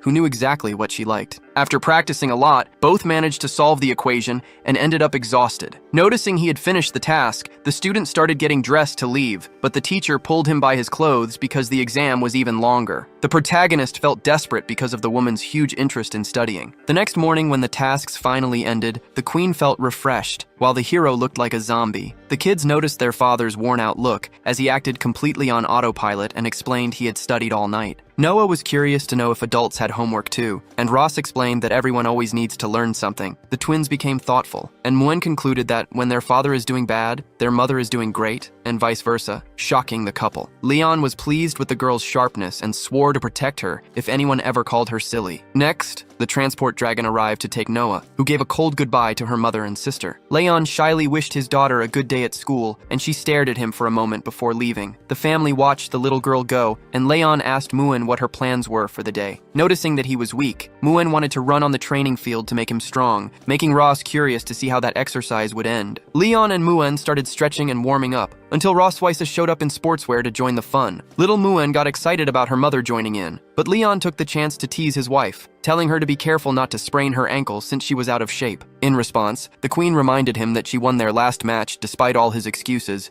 which made their daughter excited to see another clash between her parents. Leon said the girl shouldn't talk about fighting all the time, but Muen asked if her father was scared to fight. The hunter replied that he only lost last time because he wanted to, claiming he just blocked the queen's punch with his nose. With that, Ross Weisse activated her tail and challenged her husband to a race, a challenge Leon accepted right away, claiming he had more stamina than her. The two got into position and Anne started the race. During the run, Leon asked if her wagging tail didn't get in the way of her performance, but Ross Weisse explained that the limb actually helped her balance. After 2 laps, Muen gave up on the race and got a drink from Anne, while the parents kept running at a fast pace. Knowing that silver dragons were very fast, Leon decided to give it his all for the honor of dragon hunters. However, Ross Weisse didn't make it easy and took the lead with determination. 20 minutes later, the hunter was completely exhausted, while the queen pressured him to accept defeat or keep running, making him ask for 2 days of training to beat her. Ross Weisse commented that not even 2 years would be enough to defeat her, and warned that the loser would get a punishment later. Leon complained that it was unfair, as his sword would end up worn out from being sharpened so much. Then the queen called Muen to continue the exercises because her father was already exhausted, but Leon stood up and shouted for them to never underestimate him. Muen tried to help Leon eat, but her father couldn't even stand up. When the queen suggested better preparation, Leon argued that it was the fault of studying the night before. The queen then suggested they keep practicing, which almost gave Leon a heart attack. To escape, he grabbed his daughter and promised to spend the night with her telling bedtime stories. The girl found the attitude strange since they hadn't agreed on that, but she preferred to stay quiet. The queen accepted the truce, to the husband's relief and the little girl's happiness. During the night, Roswitha was walking down the castle hallway when her informant arrived with news. The confidant reported that Leon's master had left the Empire and changed his identity along with his wife,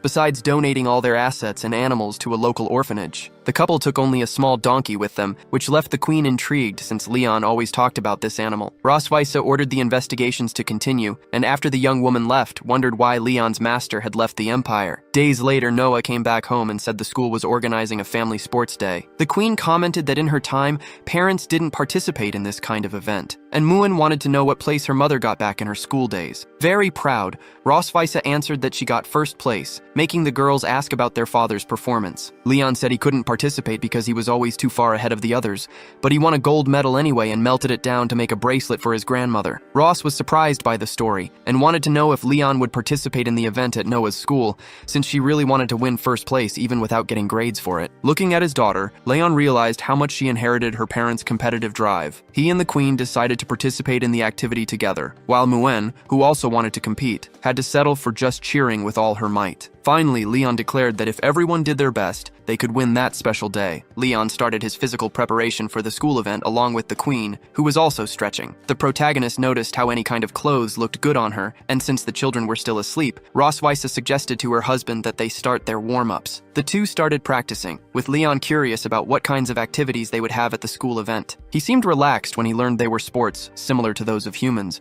but the queen warned him that in the dragon world the situation was harder. The protagonist made sure to say that Hunter's training wasn't easy either, but the queen took the opportunity to tease him, saying he had gotten tired quickly earlier. Leon defended his performance, blaming the tiring night of schoolwork. Roswitha then proposed that if they got first place, he'd get a week off. Motivated by the reward, he promised he'd be the best competitor and dashed off, shocking the queen. At the end of the warm-up, the young man was tired, but his stamina had increased because of the motivation. Roswitha, knowing the dynamics of this kind of event well, grabbed a rope so they could train as a duo. Leon thought his wife wanted to punish him, but she explained it was for the three-legged race training, an exercise he had only seen once at the Hunter Academy. So, the couple tied their legs together. Leon felt uncomfortable because of the physical closeness and decided to start the training right away, but the queen didn't move, since they hadn't decided which way to go yet. A bit impatient, Leon pointed the direction and the two went to the grass completely out of sync. When they decided to run, the queen charged forward quickly, dragging the hunter behind her. Roswitha commented that he couldn't keep up with her pace, and Leon made excuses for his performance. Next, he decided to organize their synchronization to coordinate their leg movements and suddenly held his wife by the waist. He assured her it was just so they could coordinate their steps as they moved. Thus, the two started jogging in a steady rhythm and managed to move forward without falling. Roswitha took the opportunity to dictate the training style, and every time her husband thought about giving up, she threatened him with a kiss. On the big day of the competition, Principal Wilson made the welcoming announcement to the crowd. Muin was in the stands with her pom-poms,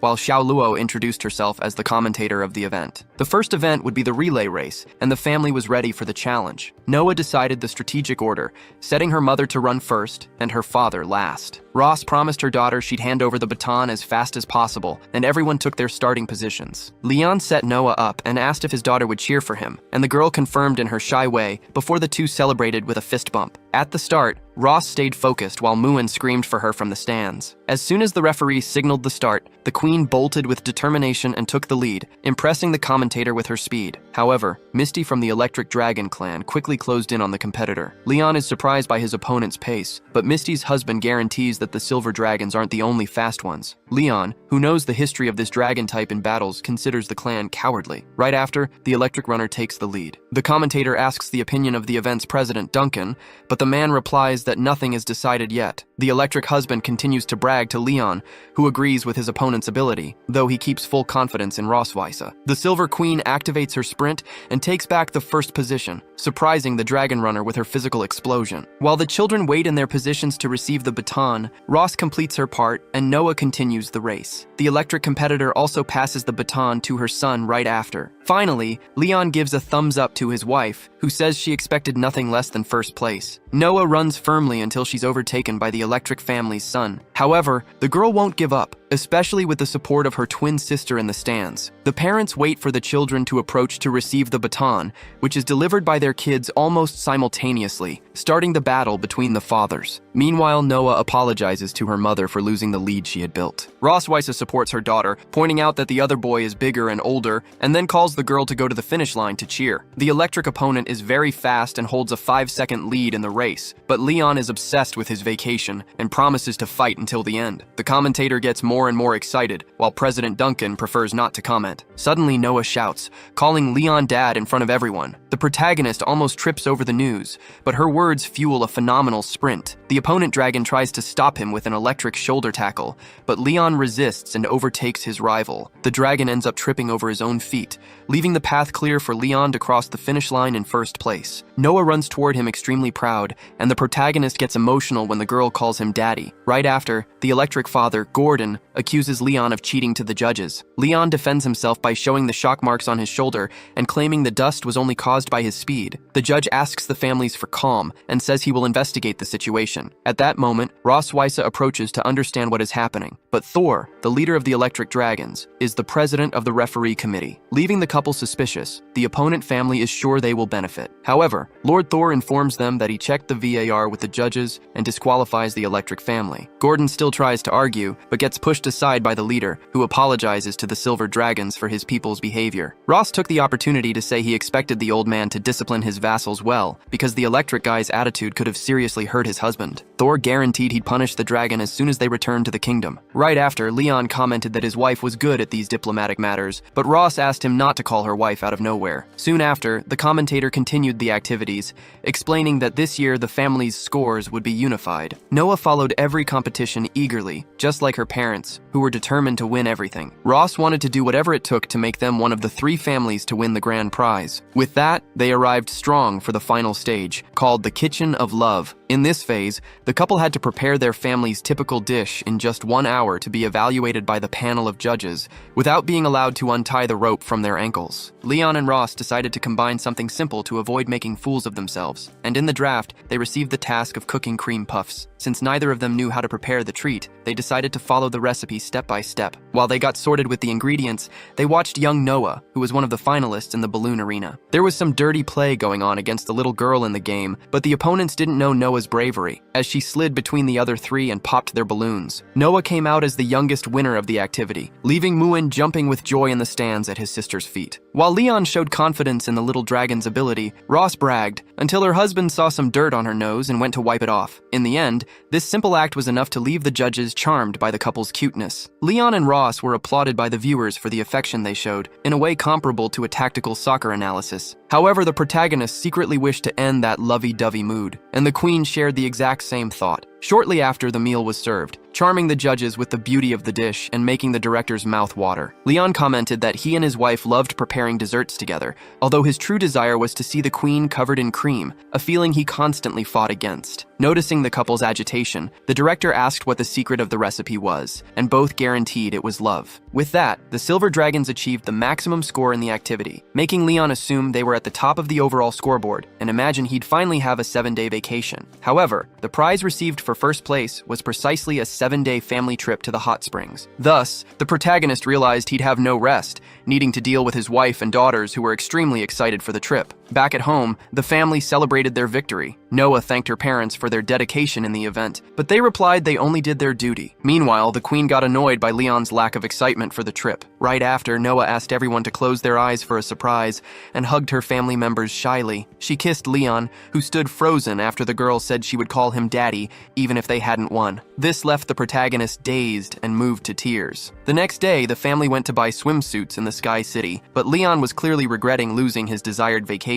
Ross Weisse asked what he thought of her beach outfit. Even though the hunter sincerely said the queen would look wonderful in anything, his face still showed defeat. However, when the woman tried on a more daring option, Leon fell backward at the sight. Fearing that the dragon mark would shine brighter than the sun, he thought it was better for her to choose another bikini. Rosweiss noticed her husband wasn't happy, but she argued that since the kids were happy, he should be too. Because of this, the queen promised she wouldn't touch him during the trip, though she teased him, saying it would be a different story if he couldn't control himself. Leon guaranteed that, as a dragon hunter, he would resist his wife's charms, but the doubt remained in the air. The next day they arrived at the resort, and the receptionist welcomed them happily for being the winning family of the school event. The employee handed over the cards for 2 rooms, which left Leon puzzled about how they would split the space. Noticing the hunter's reaction, the receptionist offered a larger honeymoon suite, making him quickly change the subject and head to the bedrooms. Fearing being left alone with the queen, the man offered to sleep in the room with his daughters. However, Muin replied that she learned from Aunt Isa that everyone should stay in their own space, leaving Leon paralyzed by the rejection. Rosweiss found amusement in her husband's despair and the girl's independence. She then called him to enter the room, leaving the hunter trembling, knowing what awaited him. The queen was delighted with the view of the place, and Leon was surprised that she had never been there before. Since the woman was always busy with castle duties, she decided to bring a camera to record the good times. The protagonist then wondered if that was the camera he had used before. The queen confirmed,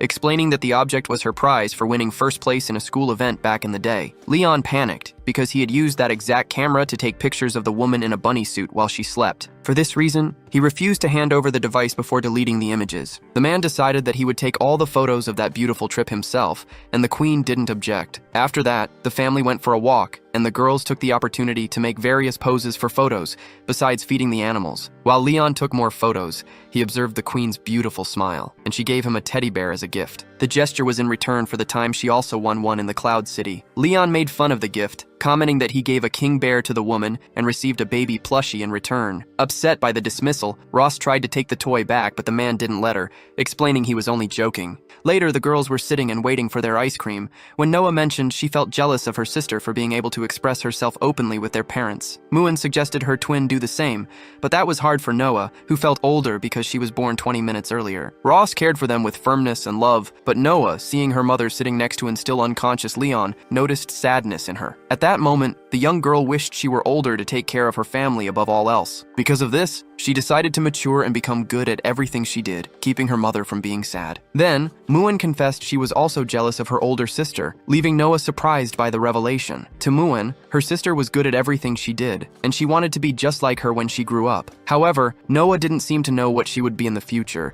other than the couple's daughter, who approached at that moment bringing their ice cream. During the night, there was a fireworks display. The children were so happy that even Leon started to like the idea of the family vacation, but he soon became suspicious when he saw Ross holding the camera, reviewing the photos they recently took. Leon almost choked, since the photos of the queen dressed as a bunny girl were still saved in the device's memory. To distract her, he offered her a candy, but she didn't pay attention. He then unwrapped the candy and put it directly into her mouth, but she kept her eyes on the camera. As a last resort, Leon brought his face close to Ross's, but she quickly pushed him away. Then Ross realized there were no photos of Leon and decided they should take one together, claiming it was just for record keeping in case their daughters asked. They then posed making peace signs with their fingers and took the photo. The pleasant night continued, and while Noah played with Rosweiss, Leon wondered how such serious people could have so much fun. At the same time, little Muin was already fast asleep in her father's arms. Leon lay down in bed exhausted, and the queen asked if they were going to sleep together. The young man jumped up and told her to go to bed first, saying he was going to take a bath in the hot springs. Once in the pool, he tried to relax while thinking of a plan to run away from his wife until Rosweiss showed up. She just wanted the camera to take pictures of the fireworks. Since the device was hidden under his clothes, Leon tried to cover it up, but Rosweiss grabbed the object. Desperate, the young man stood up and invited her to join him in the water to distract her. The queen warned him that she was wearing a proper bikini and that he better control himself, but the young man assured her that a good hunter always maintains control. As soon as she went to get her swimsuit, he took a deep breath to prepare himself, focused on protecting the photos. Rosweiss returned looking very gorgeous, making Leon almost choke, but he promised himself he wouldn't give in to his wife's charms, who thought he was being too confident. The two stared at each other in the water in a tense atmosphere, while the queen watched to see if his dragon crest would activate. Suddenly, her swimsuit starts to dissolve in the water, since it was a gift from her sister Isabel. Despite the shock, the queen likes the effect, and looks at the player with mischief. Leon tries to look away, but Rosweiss moves toward him, and the young man is on the verge of losing control. Leon is already used to the queen's strategies, so he decides to play along. He remembers that if the mark on his chest glows first, it means she is the one trying to tease him. Rosweiss didn't expect this reaction and says she can control herself perfectly. Leon takes the opportunity to propose a challenge, which is accepted right away with the promise of 7 more days of vacation for the hero if he resists. Then, the fireworks start, and they both decide to enjoy the moment. However, the queen uses the situation to constantly remind him of the dragon mark. Since Leon knows her swimsuit is her weak spot, he decides not to look in that direction. Even so, the queen starts singing to seduce him and claims his mark just glowed. Leon looks back, but it's just a trap to make him stare at her body. Noticing the provocation, Leon decides to touch the queen's tail to hit her weak spot. She quickly pulls her tail back as she realizes his plan, but the hero keeps squeezing the spot with force. Rosweiss almost gives in to temptation, but she resists and asks for Leon's hand so they can watch the fireworks together. The gesture leaves the young man confused because his heart always races when he holds the queen's hand. They interlock their fingers, and the hero takes a deep breath while she begs him to just let the marks activate already. Then, Leon pulls Rosweiss against his body, and at that exact moment, both marks glow simultaneously under the light of the fireworks. The next day, the kids try to wake their parents up, but the couple doesn't answer at all. Worried about the situation, the girls decide to eat first before investigating what happened. Meanwhile, Leon wakes up with a hangover and feeling less guilty, since they both let the dragon mark glow the night before. He admires the queen's face, remembering their first passionate kiss, but decides to get up to avoid feeding his feelings. Rosweiss, who is only pretending to sleep, opens her eyes feeling embarrassed about her own emotions and wraps herself in the blanket to resist the urge to kiss him once more. The day went on at the pool with Noah having fun shooting Muin with a water gun. Still feeling a bit awkward, the queen asked why Leon didn't go play with the girls, but the protagonist refused, saying he already spent too much time in the water the previous night. Rosweiss tried to start a conversation about last night, but another couple interrupted them to praise the children. During their chat about honeymoons, the visitors mentioned they chose that resort to avoid the dragon conflicts in other regions, which made the queen worry about Constantine's moves. Right after, the wife, Yuna, commented that the two of them seemed very solid. This made Leon think that they were so solid they only kissed for the first time last night. Seeing the girls playing, the newlyweds revealed their desire to have kids and asked for advice. A very embarrassed Rosweiss replied that they just had to let things happen, while Leon only watched his wife's fake attitude. Then, the husband, Zai, wanted to know how the protagonist resolved couple fights. Leon took the chance to tease the queen, who pretended to play along and pinched his back. However, the protagonist soon started talking about how important it is to protect and care for his wife, leaving Rosweiss shocked to realize that, this time, he was being serious. Back at the castle, the queen started working in her office and received updates from her investigator, Shirley. She found Leon's master's hiding place in a spot very hard to reach without flying. Rosweiss asked how the man and his wife got there, and Shirley commented that the master was the strongest dragon slayer she ever met, capable of easily killing her if he wanted to. The queen became thoughtful at the worrying statement, since the investigator was excellent at stealth. Shirley then revealed she got caught, but when she mentioned the Silver Dragon Kingdom, the man let her go with a message for the queen. Rosweiss froze upon learning that Leon's master wished to see her, but being fearless, she accepted the meeting. Next, she flew alongside Shirley to the location, which had a waterfall, where the man wished to speak to the queen alone. Rosweiss headed to the waterfall and ordered the investigator that if she didn't return in an hour, she would know what to do. Crossing the water, the queen found Leon's master sitting and drinking tea. The man cordially invited her to sit next to him, while Rosweiss noticed his aura was just as powerful as Leon's when she first met him. The master started by saying he waited 2 years for this meeting, and, under the queen's watchful eye, asked where Leon was. Rosweiss dryly replied that he was alive but still her prisoner, and that he always failed his attempts to return to the Empire. This reassured the master, who figured the protagonist had to be important in this situation for them to come looking for him. The queen commented that Leon was already at the end of his penance, but the master suggested she shouldn't let him return to the human empire next year, leaving Rosweiss intrigued. The man explained that after the battle against the Silver Dragons and several losses, Leon ended up blamed for the failure. That's why he asked the queen to keep his disciple under her guard a bit longer. Rosweiss accepted the request, as long as the old man told her everything about the hero's past. The man found the request strange, but he handed over a chest filled with all the love letters Leon had received since his academy days from the girl who would become his future wife. Rosweiss was shocked at first, but she saw it as a great trump card in her hands, making the master assume she was thinking of a new kind of torture for the boy. Next, the queen saw a drawing among Leon's things and wanted to know what it was, and the old man explained it was a drawing the protagonist made of his ideal type of girl. Realizing that the queen fit his disciple's desired traits perfectly,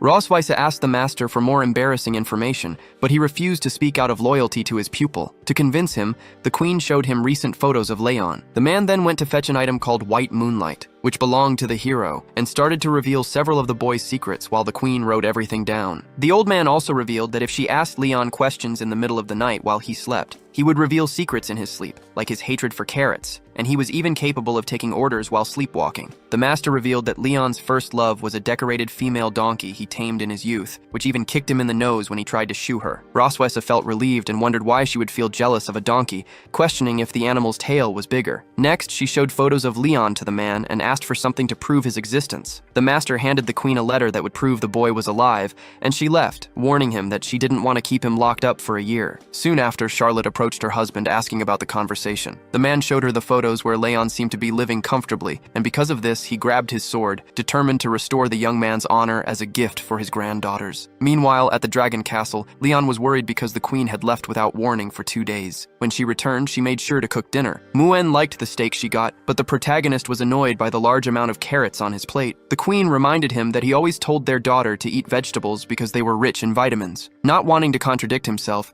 Leon ate the carrots, but he kept wondering how she had found out he didn't like them. When the queen mentioned she was going to sleep with him that night, the hero almost choked. Roswitha entered the room wearing black clothes and, without much ceremony, sat on the bed and called him to lie down with her, while Leon, who was reading, realized what was going to happen. Leon, noticing the woman was anxious after being away for 2 days, took off his pajamas. After half an hour, since the woman remained quiet by his side, the boy asked if they were just going to sleep, and Ross replied yes, asking what he expected. Not wanting to back down, Leon turned to the side and thought it was for the best, as he would recover his strength this way. The queen waited until the middle of the night to ask the boy something and decided to do a test, asking for their youngest daughter's name. Half asleep, Leon answered Muen. Next, she wanted to know what kind of girl he liked, and the hero mentioned the queen's own physical traits. Ross asked why he had rejected the girl from school, and Leon confessed he didn't like her very much, making the woman furious that he had dragged the young girl along for so long. The queen asked what he liked most, and the protagonist said he preferred mature women dressed in bunny suits. Roswitha asked if he would like to see his classmate in that outfit, but Leon said no. She then wanted to know who he would like to see in those clothes, and the father said he wanted to see the Silver Queen dressed in a bunny suit. Roswitha was surprised because she didn't expect that answer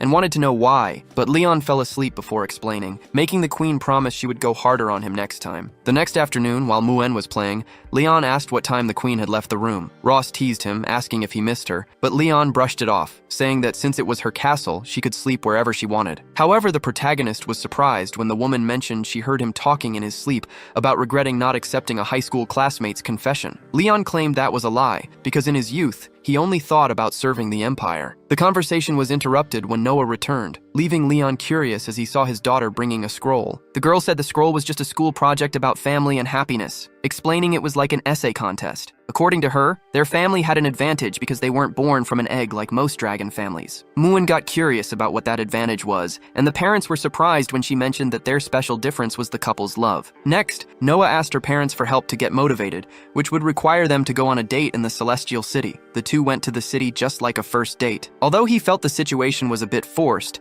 Leon suspected his daughter for knowing what a date was, considering her smarter than the others. The protagonist wanted to know if the queen had ever been on a date like this before, but she explained that she always prioritized her responsibilities. Since Leon confessed that he never prioritized that kind of thing either, the two didn't know how to behave, but they both studied the subject by reading romance manga similar to their own story. The queen pulled out a list of activities to do, and Leon figured that would be enough to deliver a perfect project for their daughter, while Noah secretly followed them taking notes for her essay. After a moment of exchanging rings, the two went to a fortune-telling tent, where the queen was impressed by the seer's accuracy. Leon wasn't convinced by the revelations about the queen, but he changed his mind when the woman started describing his own traits based on his sign. Then, the seer talked about their love, which made the couple embarrassed. The woman then decided to check their future in the crystal ball, and as soon as Leon placed his hand on the artifact, it glowed with a hidden surprise that wasn't just about the queen's bunny photos. The witch saw Leon imprisoned, to Ross's joy, and swore she could undo this situation for 100 coins. However, the protagonist thought the offer was a scam and decided to leave the place. To keep her clients, the woman revealed that the couple would have many children, but they left the tent without paying much attention to what she said. Already far from the place, Leon asked what the queen thought about the prediction of their possible offspring. Although Ross didn't think that was possible, she liked the idea of the date with her husband. Leon tried to hide it, but deep down he was also enjoying the walk. so they decided to head to their last destination with their daughters right behind them. The couple stopped at the beach to watch the sunset, but since the place was full of couples kissing,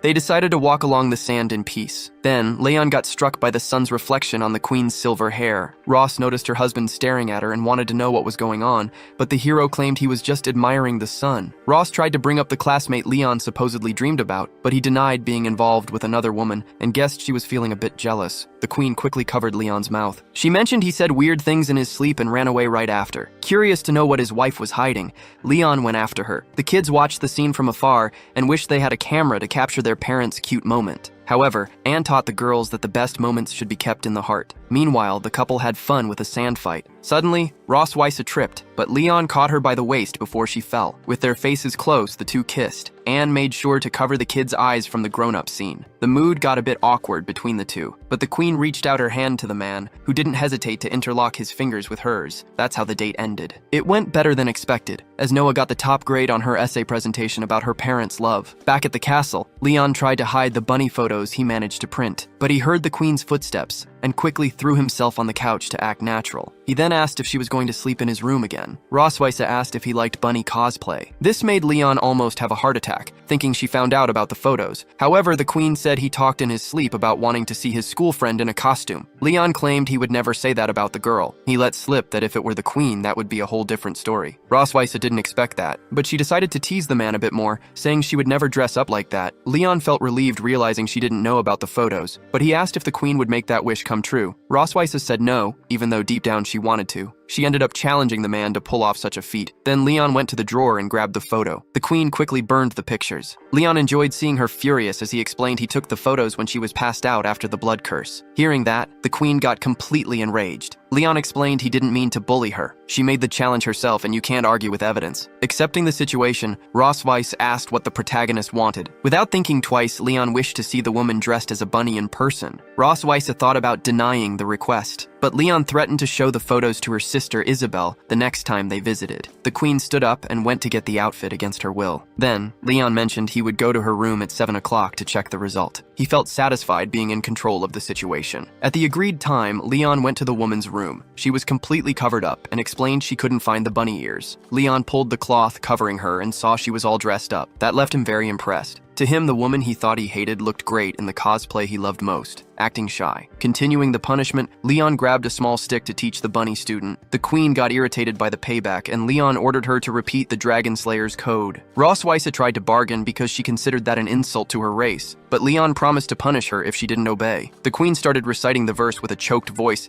and then she got a spanking. She questioned why she was punished if she did nothing wrong, but Leon made it clear he wanted the Slayer's creed out loud. Ross Weisse repeated the phrase with more emphasis, showing embarrassment. Meanwhile, Leon looked satisfied with her performance. When everything was recited, the queen asked if the class was over yet. However, Leon took off his shirt and informed her that right then, the cultural appreciation class would begin. With the woman in his arms, Leon explained it was something like learning about diversity. That was enough to notice the queen's mark start to glow and leave her almost hypnotized. So, the couple shared another kiss, which was already something natural between them. The teacher told the student to turn around and, pressing her onto the bed, ordered her to recite the Slayer's creed one more time. Ross was in disbelief at the request, but she obeyed and started the recital while Leon caressed her. Then, the queen said she couldn't stand reciting anymore and asked to be punished. This made Leon intensify the action. After a few hours, with the queen exhausted, the protagonist commented she did very well in class and decided to go to his room. However, overcome by anger, Ross promised to get revenge as soon as she found the photos. The next day, while Leon exercised with Muan, Ross desperately searched for the photos in the hero's room. She understood that way she would take back control. Hearing a noise in the hallway, the queen hid quickly upon realizing the protagonist returned. After Muan went to play somewhere else, Leon found it strange the bedroom door was cracked open. Smelling Ross's perfume, the hero realized the woman was there looking for the photos. Noticing she was in the bathroom, Leon pretended he was leaving to grab a coat. That made the queen think it was the right time to leave. But as she stepped out, Ross bumped into the smiling protagonist. Out of shock, she locked herself in the bathroom again, indignant at the man's attitude. Leon took advantage of the situation to tease the queen by acting like a teacher. That left Rosweiss irritated and determined to stay locked inside. Then the boy threatened to give the photos to Isabel. That made the queen open the door immediately. He then entered the bathroom and took Rosweiss to the shower to punish her under the water. Hours later, the two are exhausted in bed, and the queen decides to ask the sleepwalking boy where he hid the photos. She gets no answer because Leon is fast asleep, but she insists and asks him to take her to the place. The young man grumbles and gets out of bed, with Rosweiss following him through the castle hallways until they reach the garden. The queen finds it curious that the path they took is the same as her first punishment, and she realizes Leon is faking it. However, the boy reveals her spell actually worked, making Rosweiss notice he really doesn't know he's a sleepwalker. Right after, Leon decides to punish the queen again and presses her against a tree, making Rosweiss shout that the Dragon Slayer only thinks about one thing. The next day, Rosweiss writes down the cruel things she suffered from Leon in her logbook, thinking about what she could use against him to turn the tables. She then decides to use the trump card she has up her sleeve. When the Slayer arrives at the office looking confident, the queen smartly shows him the document, revealing it's from his master. Leon tries to grab the letter from Rosweiss's hands, but she quickly proposes an exchange for the mischievous photos. The Slayer suspects a trick, but the queen threatens to burn the letter right away. Remembering he still has a copy of the photos hidden, Leon decides to pretend he lost the battle and hands over the images in exchange for the envelope. Rosweiss looks at the photos, relieved they didn't fall into her sister's hands, but she finds one of them curious and decides to keep it as a souvenir. On the other hand, Leon is outraged to read that his old master only wrote for him not to rush, making the queen cover her mouth to hold back her laughter. While the Slayer tries to understand why his master doesn't want his return, Rosweiss recalls that the man had indeed asked her to hold on to the hero for a bit longer. The queen deduces that the master wanted to see the hero training with her to increase his strength. Leon counters that he's the strongest Slayer and doesn't need training, though Rosweiss reminds him that he was still captured anyway. Next, the Slayer proposes another challenge against the woman, who replies she already beat him, leaving him furious. Later, Leon trains his daughter Muen while trying to figure out why his magic power hasn't recovered. Although his physical stats are normal, lightning magic is his main trump card, and he needs to find out how to get it back to defeat Rosweiss. His thoughts are interrupted by his little daughter, and he tells the girl he's just practicing his lightning magic. Muen then gets curious to know what kind of magic she'll awaken. Since regardless of race, a being's awakening always happens through a primordial elemental force, and in rare cases it's even possible to awaken two powers. Leon asks the queen for the library key to help with Muen's development. Ross hands over the key, showing no interest, but the protagonist's real goal is to find some study to help him recover his own magic power. Before that, the queen wanted to know which primordial power he had awakened, and Leon answered it was lightning. Curious about what Muen's awakening would be since she's a hybrid child, and dragons always awaken fire first, he asked the queen which element Noah had awakened. The woman muttered reluctantly that it was lightning, and when Leon asked her to speak up, she shouted that it was the same element as her father. This made the protagonist proud, suggesting that Muen do the same, but Ross promptly claimed it would be fire, starting an argument between fire and lightning. Next, Leon took Muen to the queen's private library, leaving the girl excited with the amount of books. He started teaching theoretical lessons on how magic works, and explained that mental strength was simply the mage's will to achieve their goal, giving the example of grabbing a book. Muen understood that she just had to combine physical energy with mental strength, which made Leon proud. He told the girl to finish her homework and started looking for materials in the queen's secret section. The protagonist found a book on magic circuits, but since it wasn't what he was looking for, he kept snooping around, aware that his search would be long. During dinner, Muen got full from the amount of steak she ate, but Noah, who had returned home, suggested they take a walk to help with digestion. Then, the couple went to wash the dishes, and Leon took the chance to ask if next Tuesday was the queen's birthday. Rosweiss confirmed the date was October 25th, explaining that she counted years differently, since adult dragons only celebrated their birthday every 10 years. The queen wanted to know if her husband planned to give her a present, but Leon said no, explaining that a prisoner couldn't give presents to the one who defeated him. Hearing this, Rosweiss asked for at least some affection as a keepsake, and suggested he throw a birthday party for her. Leon argued that she already had many subjects to organize the event, but the queen mentioned that the children had begged for a party while he was in a coma. Feeling pressured because he didn't want to disappoint the kids, and knowing that as a prisoner he had to follow the queen's orders, Leon promised he'd throw the best human party for her. Rosweiss accepted the proposal, but warned that if she wasn't satisfied, she'd demand to be compensated in another way, sealing another deal between them. After that, the routine continued with Leon teaching Muen, while Noah read a book nearby. As soon as the class ended, Noah, who also wanted to learn lightning magic from Leon during her vacation, came over. The father took the moment with his daughters to ask what Rosweiss liked the most. Muen answered immediately that it was him, but Noah commented that what really mattered to the queen were unforgettable moments. This information helped Leon decide what he'd do for his wife on her birthday, making him leave to start the preparations. On her birthday, the queen was carrying her presents but hadn't seen Leon since early morning. Because of this, she decided to look for him in his room and found him there with a surprise cupcake. The queen was impressed by how humans celebrated the date and tasted the cake, but Leon explained that humans only eat after blowing out the candles and making a wish. When she saw the number of candles, the queen thought it was a prank. Leon explained that humans use one candle for each year,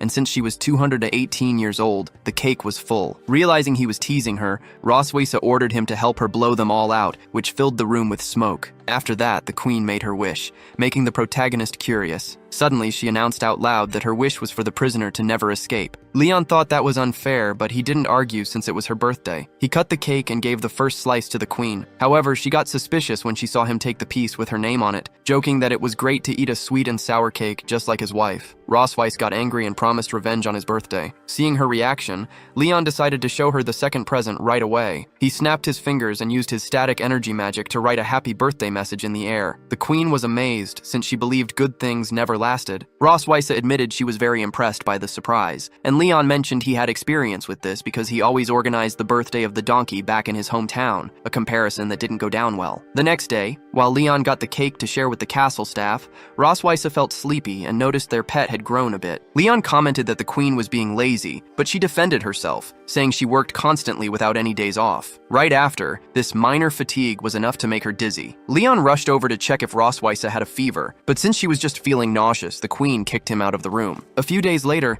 Leon was studying with his daughters in the library, still searching for a way to fully recover his power. He asked Noah what power she thought Muon would awaken, and the girl replied that fire would be best to please their mother. However, Leon explained that you can't choose those things. Noah took the chance to ask her father to teach her lightning magic during the holidays. Leon got worried because his magic wasn't at full strength to show off his power to his daughter. He panicked, thinking how embarrassing it would be if Noah decided to learn from her mother instead. Despite this, he promised he would teach the girl the best lightning magic, and she jumped into his arms and kissed his cheek to thank him. Because of this, the father promised himself he would get his magic back before the holidays. Then he started thinking about what could have drained his power like that, and if it had something to do with the dragon crest on his chest. After all, the crest was placed on draconic couples to seal their pact. Although Ross only put it on Leon to torment him, if she knew it would weaken him, she would have taken advantage of it by now. To test his theory, Leon decided to activate his power and noticed his magic flow decreased as it passed through his chest. Realizing there was another source draining his energy, the protagonist tried to figure out who was stealing his strength,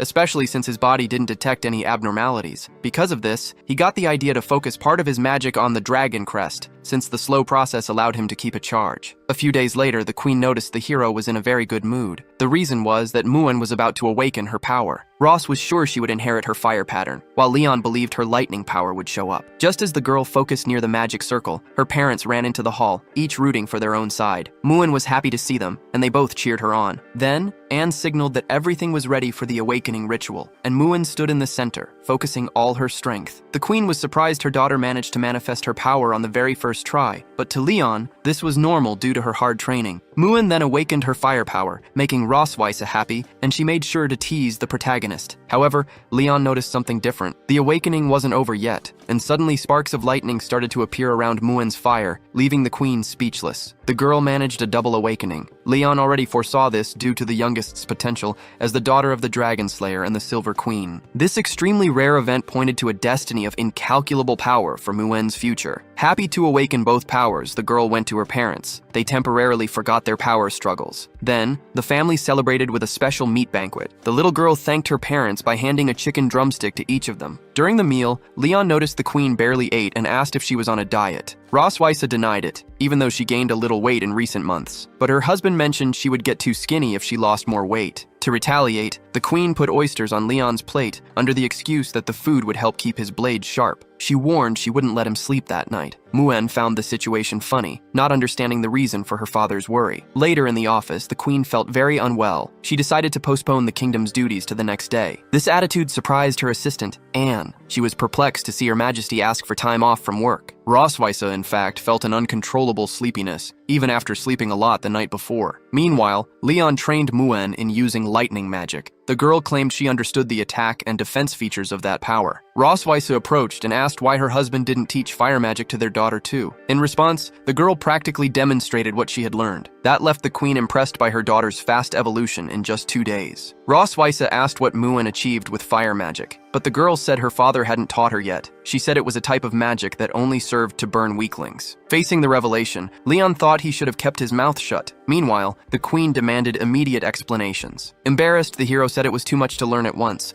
but the girl insisted her father spoke poorly of fire magic. That made Rosweiss want to properly understand the situation. Innocently, Muin said her father was trashing her mother's magic. This left the queen irritated. Without the little girl understanding her mother's reaction, Ross pulled her husband by the arm and declared the end of the classes. At dinner, with the nutritionally balanced banquet served, Leon thought that would be his last meal before the torture. So, he said he had no appetite. But the queen insisted he clean his plate. Rosweiss decided to spoon-feed the man to keep him strong for the rough night ahead. Leon almost choked and leaned over the table, but the queen reassured their daughter, guaranteeing everything would be fine with her father. Rosweiss took the protagonist to the bedroom and laid him on the bed. She reappeared dressed as a nurse, making the hero get a nosebleed. Realizing the start of a new roleplay, Leon ordered her to change clothes. Ross didn't listen. She positioned herself in front of the man and claimed he wasn't cooperating with the treatment. Then, the woman smacked a clipboard on the boy's head. Seeing he had no escape, Leon decided to play along, saying he felt chest pain. Ross ordered her patient to undress to check all his injuries. At that moment, the dragon mark on Leon's chest started glowing. Since the queen's mark was also intense, she decided to give the boy a full exam. But suddenly, Rosweiss ran to the bathroom to throw up, finding all that nausea strange. Leon then noticed the queen was pregnant. The woman got indignant and claimed she always took care of it by using a purification magic to prevent pregnancy, which she said worked 100% of the time for dragons. Leon suggested his wife get an exam and promised that no matter the result, he would be by her side. 10 minutes later, the queen took the test and the result was positive, leaving the couple in near despair. Leon started listing the times they slept together, and the queen swore she used the purification magic every single time. Then, he remembered that on the day of the blood curse, she was knocked out for 3 days. Ross lunged at Leon, blaming him for what happened, but the young man reminded her that she was the one who grabbed him. After that, Leon stepped closer to comfort the heartbroken queen and said that this time she wouldn't be alone during the pregnancy. Rosweiss blushed at Leon's attitude, but quickly composed herself and explained how a dragon's pregnancy worked, making it very clear that she couldn't be crossed, and Leon got the message. From that day on, Leon started doing everything Rosweiss wanted, and she loved bossing her husband around while imagining who the baby would look like. Leon was sure the child would take after him, since the twins proved his genes were strong. However, because they had tails, the queen believed the daughters looked like her, an argument the protagonist couldn't win. To try and change this, Leon spoke to Rosweiss's belly, asking the baby to be born without a tail, which made the queen furious. After that, to keep up with the pregnancy, he started studying several books on the subject. His real goal was to find out how to make a dragon baby inherit more human traits,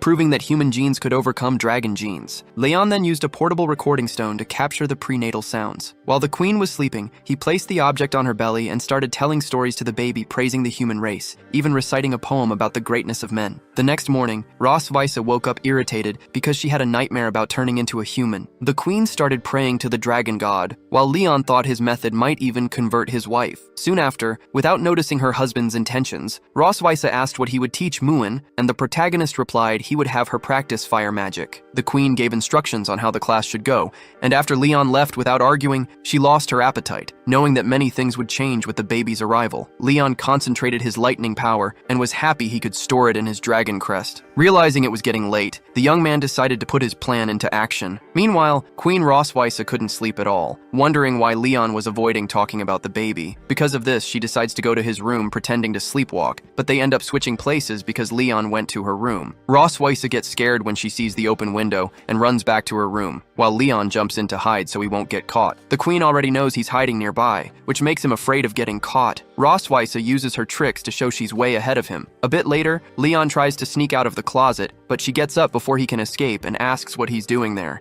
He immediately locks himself back in the closet. Rosweiss starts singing for him to open the door, but Leon shouts he'll never do that, while the queen enjoys the situation. Leon appeals to Rosweiss's pregnancy, saying she shouldn't play wicked games, but the queen assures him she just wants to talk. When the hero sneaks out of the closet, Rosweiss demands to know the real reason for his break-in. Leon lies that he was just worried, making her look at him with disgust. She then pounces on him, giving him one last chance to tell the truth. The hero remains calm, believing it's not right to play around during pregnancy, but the queen has other plans for his punishment. Roswitha snaps her fingers, magically binds Leon's hands, and grows her tail. Seeing the hunters panic, she starts tickling him, promising to make him feel a lot of pleasure. Leon boldly comments that her tail is way too small, which only makes the queen want to torture him even more. The hero turns red and tries to focus on other things to avoid temptation, but he ends up exhausted on the couch after she whispers in his ear. Roswitha then notices that the dragon mark on Leon has changed color. She even feels her own tail tingle from a slight shock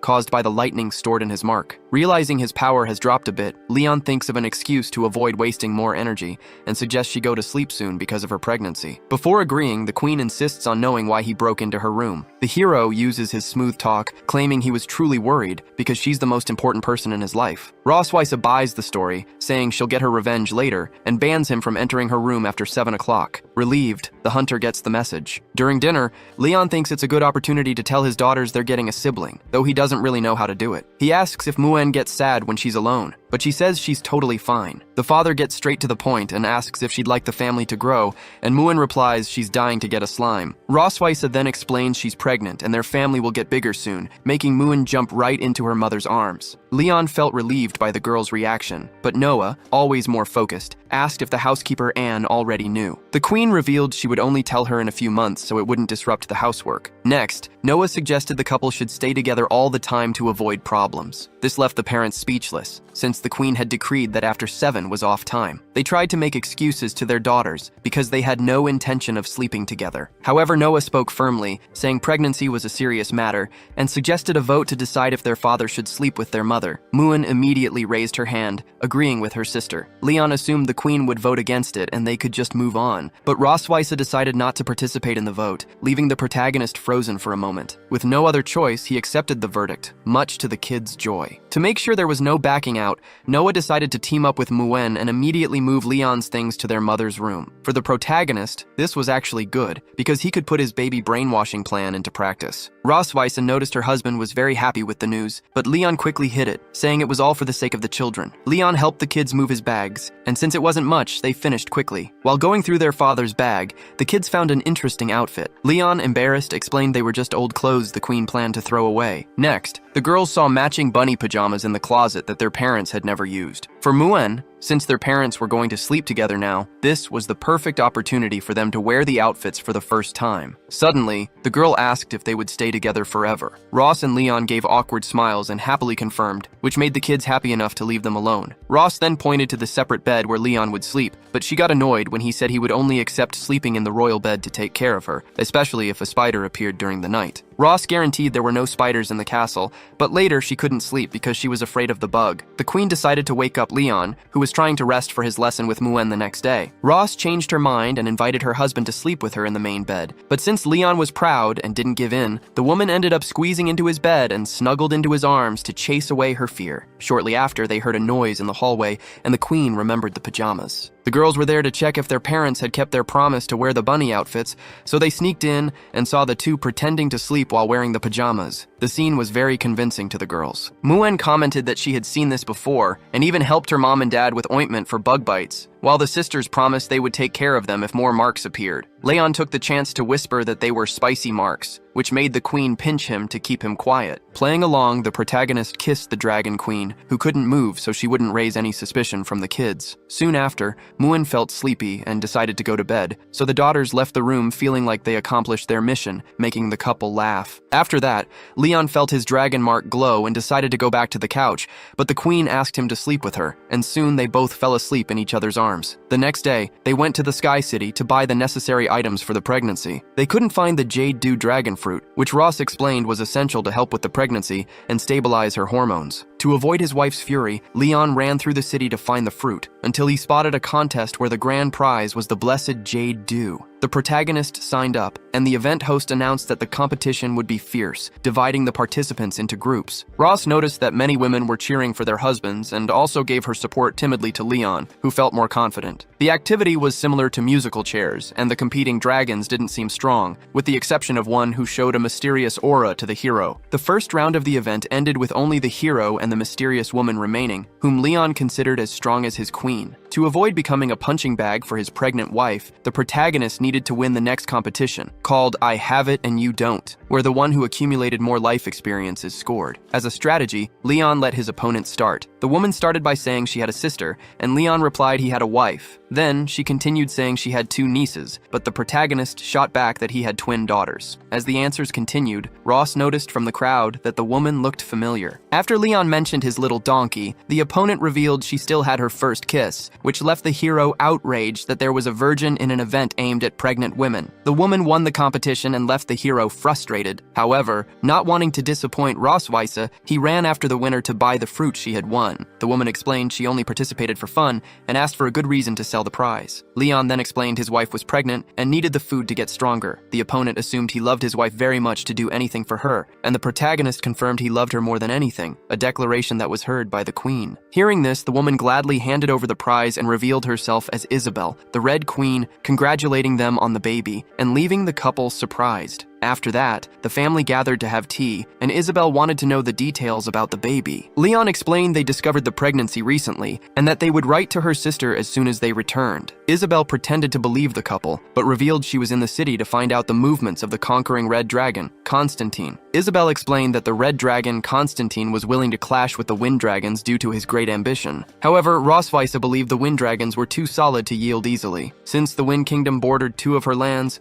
Isabel was helping with the defense. Rossweisse commented that it would be a very difficult battle for her sister if she got involved, but Isabel stated she couldn't sit idly by, as she would be the next target if the Wind Dragons fell. The Silver Queen offered some soldiers to help, but Isabel refused since she already had everything aligned with the neighboring kingdom. Meanwhile, Leon just watched the conversation about the upcoming war, realizing that resources are always the cause of disputes, no matter the race or kingdom. He remembered his master's words about the great gears of the world and how he was just a screw in the system to satisfy the Empire's will until he was backstabbed by an undercover member. In the middle of that conversation, Leon tried to understand why he was betrayed. Rossweisse noticed her companion was nervous and distracted, but when she asked why he was stressed, he just changed the subject. During the farewell, Isabel reminded Leon not to forget his promise. Rossweisse got curious, and her sister revealed that he had promised to take care of her during her next pregnancy. Impressed to see that the young man was following the agreement to the letter, Isabel suggested the queen shouldn't let that good catch go. Rossweisse replied that the boy also wanted to stay with her forever, which made Isabel leave to escape all the mushiness. Right after,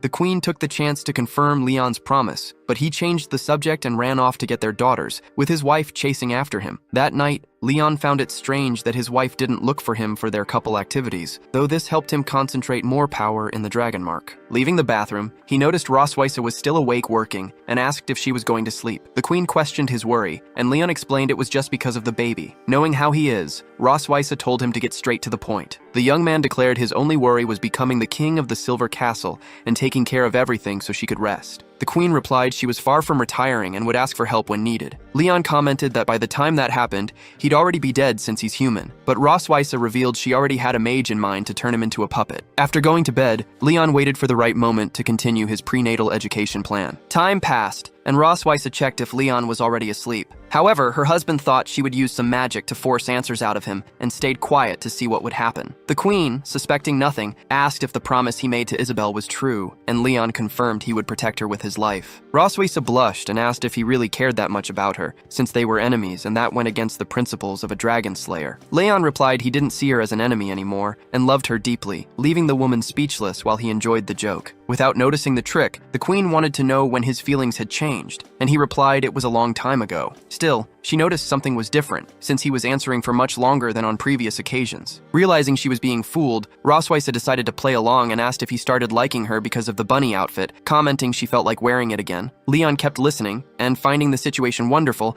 decided to take a look to see if she was changing. At that moment, the queen was already behind him with bad intentions, and suddenly pinned him down, confessing she was touched by his words. Leon tried to get out of it by saying it was all a misunderstanding, but she was determined to hear everything he had to say. The hero asked to be untied, but the angry queen threatened to make him choke on her tights, outraged that he had lied even to her sister. Leon justified that half of what he said was true, and, facing Rosweiss's doubt, asked if she wanted it to be true, leaving her speechless. Out of arguments, the dragon mother started suffocating her husband with a teddy bear. Even while suffocating, Leon noticed there was something hidden inside the toy. With that, he quickly snatched the plushie and ran off to find out what she was keeping so secret in there. Leon found a photo hidden inside the toy, but the queen swore she just forgot to throw it away. Right after, she used her tail on the boy's arm to grab the picture back and tossed it over the balcony without any ceremony. Suspecting there was something written on the back, he wanted to know what it was, and indeed, the photo lying in the garden had a sweet note about love. The next day, while training with Muen, the little girl mentioned she noticed her parents had a fight. She realized they were distant, since they used to talk non-stop before. Leon found her observation interesting, and his daughter explained that her parents seemed like the hedgehog couple from her children's stories. They were prickly on the outside, but sweet on the inside. With that, the father promised that everything would be back to normal the next day. During the night, the queen went to the garden to look for the photo. She regretted her pride when she couldn't find it, since it was a one-of-a-kind keepsake. Suddenly, Leon appeared with the picture in his hands. He explained he found it during his training with Muen. When she got the photo back, she refused to back down and claimed she was just taking a walk,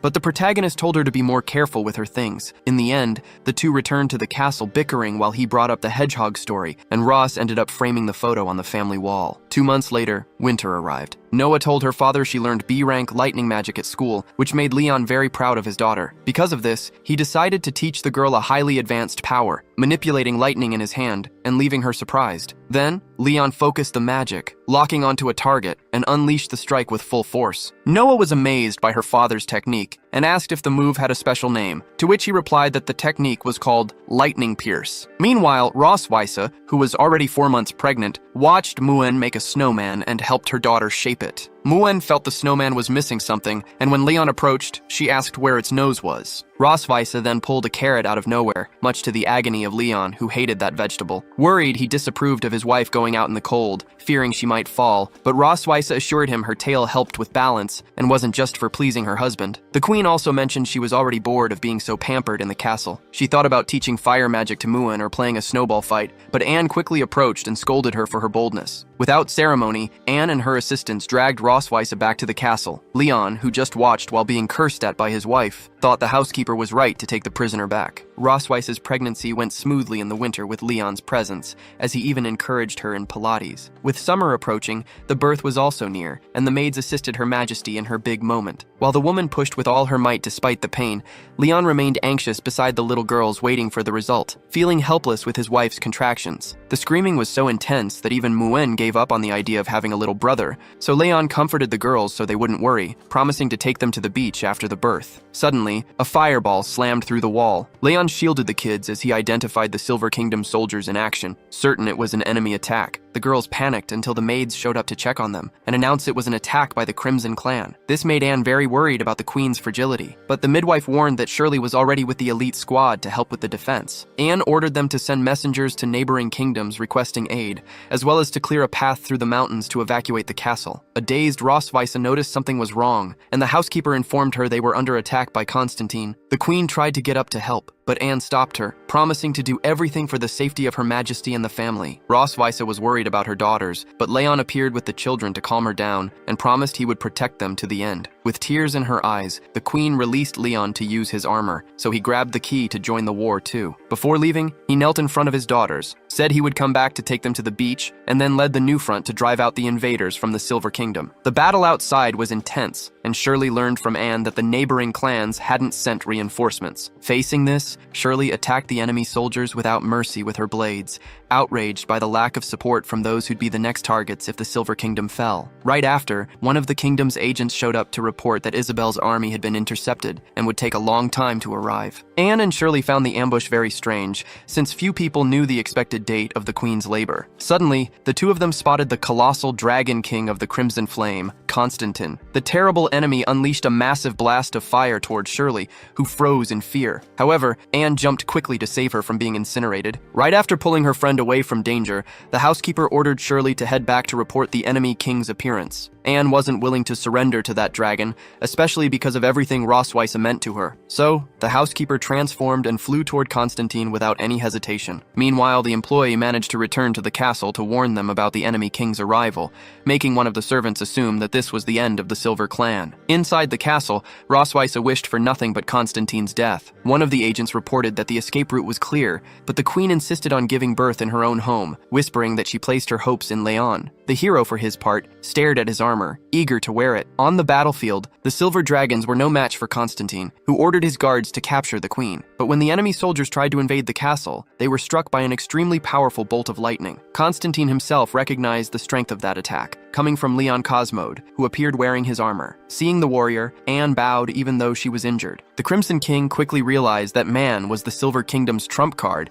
and Leon challenged him as he put on his war helmet. The Crimson soldiers trembled before Leon Cosmode's aura. The Crimson King ordered the convoy to eliminate the hero with their flames, but Leon blocked the attacks with his armor without even moving. Then, he unleashed his power and electrocuted the lackeys all at once, leaving the Silver Guards surprised by his strength. Leon ordered Shirley and the troop to handle the Red soldiers, leaving the enemy leader to him. Although she hesitated, Shirley obeyed her sovereign's orders and the troops charged into battle with vigor. Intrigued, Constantine took his human form to get a closer look at the Dragon Slayer who was helping the Silver Clan. Leon was surprised to realize that the enemy leader knew of his existence, understanding that the attack wasn't just about expanding territories. From Constantine's hateful glare, it was clear he was plotting something worse. However, Leon was determined to defend his wife and daughters, while Constantine laughed at his reasons, considering family to be the hero's weak point. To Leon, his family was his source of strength. The hero blasted the dragon with his lightning, but Constantine blocked the strike with his wings. Knowing the wing defense left the opponent's back vulnerable, Leon unleashed a furious attack against the Red King. Even so, at close range, he noticed he couldn't pierce the enemy's armor. Constantine emerged from the flames full of hate. He returned to his dragon form to wipe out his opponent,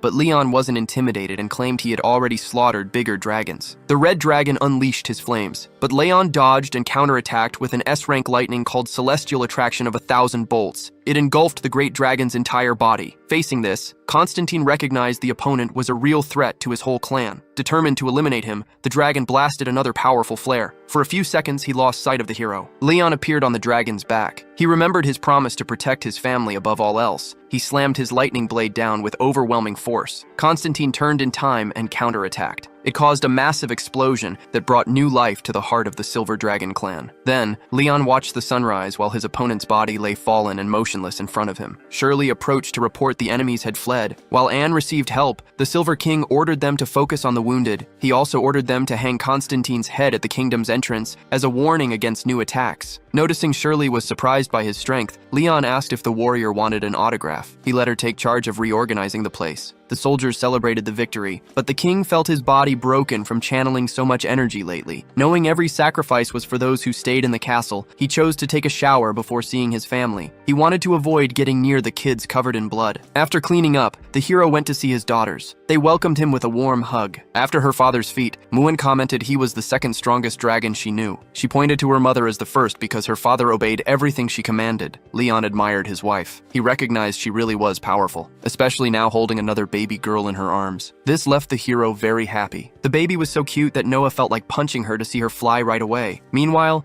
Leon pampered the little one, thinking she looked just like him. To Rosweiss, that wouldn't be a problem, as long as the daughter wasn't stubborn like her father. In disbelief, Leon asked his older daughters if he really was stubborn. They agreed right away. Then, he went to the newborn and playfully jinxed her, so she would always take his side. But the baby burst into tears as soon as she looked at him. Rosweiss comforted her daughter and asked if Leon wanted to hold her, but the boy felt awkward and made up the excuse that he smelled like battle. The queen didn't accept the excuse and ordered him to grab the girl right away. Full of fear, Leon held the little one. She started crying again, but slowly she calmed down. That left even the twins impressed with their father's skill. Rosweiss told the older daughters they also used to calm down when placed next to Leon in the past. Even though neither of them remembered that, it seemed to be something that connected them. Muin wanted to name the baby, and Noah suggested Blazer to symbolize a respectable dragon, which made the two of them start fighting over the name options. Leon intervened, saying that a name is something very important and needs to be decided calmly. What really mattered to him at the moment was knowing if the little girl took after her father or her mother. Rosweiss cut the subject short, saying that newborn babies all look like knees, and that the coolest detail on the little creature was something else. To Leon's despair, the baby had a pink tail and pink scales, which the twins thought were very cute. The young man felt that his plan to have the human gene be predominant failed, but he imagined that a fourth child could take after his race, though he quickly realized he was getting way ahead of himself with the baby in his arms. His thoughts were interrupted by the maid, who announced the arrival of Queen Isabel. The queen was curious to know how the head of an ancient dragon was piled up by a man who looked so weak, and she wanted explanations about what happened. However, upon seeing the newborn, she forgot the reason for her visit. Leon watched his aunt dote on the baby and commented that she seemed angry when she entered, even imagining that she had discovered his real identity. Isabel only had eyes for the baby and thought the little one looked like her because of the color of her tail. Leon was intrigued by the fact that the baby was born pink, and Rossweiss assumed it was a genetic mix of the family, since Isabel was from the Red Clan. The aunt quickly said she wanted to take the baby to be her heir, making Leon act defensively to prevent this, but it was just her joking. Next, Isabel decided to have a serious talk and asked who Leon Cosmode really was. Isabel seemed to accept the explanation that Leon was a great master, even after Rossweisse confirmed that he always had weak health. Curious about her brother-in-law's rapid recovery, the sister questioned the situation, and Leon lied, saying he took a strong dragon vitamin. However, Isabel pointed out that, even with supplements, it was not normal for a dragon from a small tribe to defeat a dragon king like Constantine. To avoid complications, Leon kept up the lie because he did not know how Isabel, the children, or the other dragons would react if they found out the truth about his involvement with Rossweisse. He kept making up a detailed story that left Rossweisse disgusted with the sentimentality, while the children watched fascinated and Isabel cried at the moving tale. Despite being moved, the sister-in-law reinforced that she wanted to know Leon's origin and not their love story, but the protagonist reaffirmed that he only got stronger to protect his wife. Faced with Isabel's weariness with that conversation, Rossweisse intervened and confirmed that Leon was fully dedicated to the family. Embarrassed, Isabel decided to end the questions and acknowledged that her brother-in-law was keeping his promise. Rossweisse realized that despite his clumsy way and his lies, her husband made her feel safe, which warmed her heart. Shortly after, the children noticed that their mother had fallen asleep, and Isabel asked to eat something because she was starving. Relieved after the interrogation ended, Leon decided to rest a bit next to his wife and the newborn baby. Sometime later, the queen woke up, admired her sleeping husband, and caressed his face, commenting that she would like to put a tail on him. Leon, who was only pretending to sleep,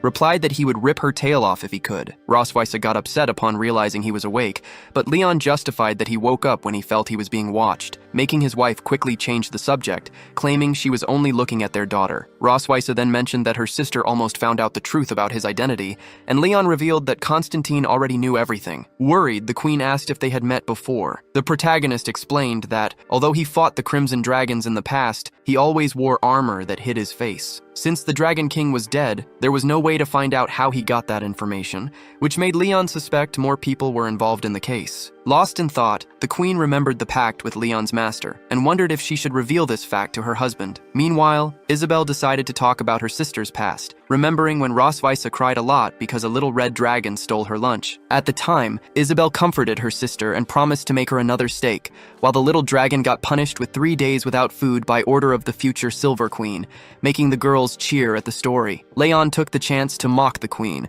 until Muen saw the memory change scene. In the new record, a young Isabel snuck around to catch the queen bathing and humming a cute song. Leon burst out laughing to Rossweisse's despair. In the video, little Ross noticed something strange and invited Isabel to bathe with her, leaving the red dragon nostalgic with the scene. Rossweisse felt so much anger at Leon that she only didn't smash everything because her older sister stopped her, which kept the recording globe intact. To make matters worse, Isabel showed a box full of love letters addressed to the Silver Queen, who had many suitors in her youth. Isabel tried to stop the kids from reading one of the letters, but Leon grabbed the paper and started reading it out loud. Annoyed, Rossweisse landed a blow that slammed her husband against the ceiling and finally ordered all the letters to be burned immediately. In the present day, the baby dragon was already crawling in the garden with her sisters. Watching the scene, Leon got curious about how long it took a dragon baby to start talking. Rossweisse said it happened around 2 months, though Noah, who was already trying to teach her little sister, spoke at just 1 month. Rossweisse also asked about human evolution, and Leon explained that babies of his race took 8 to 12 months to start talking.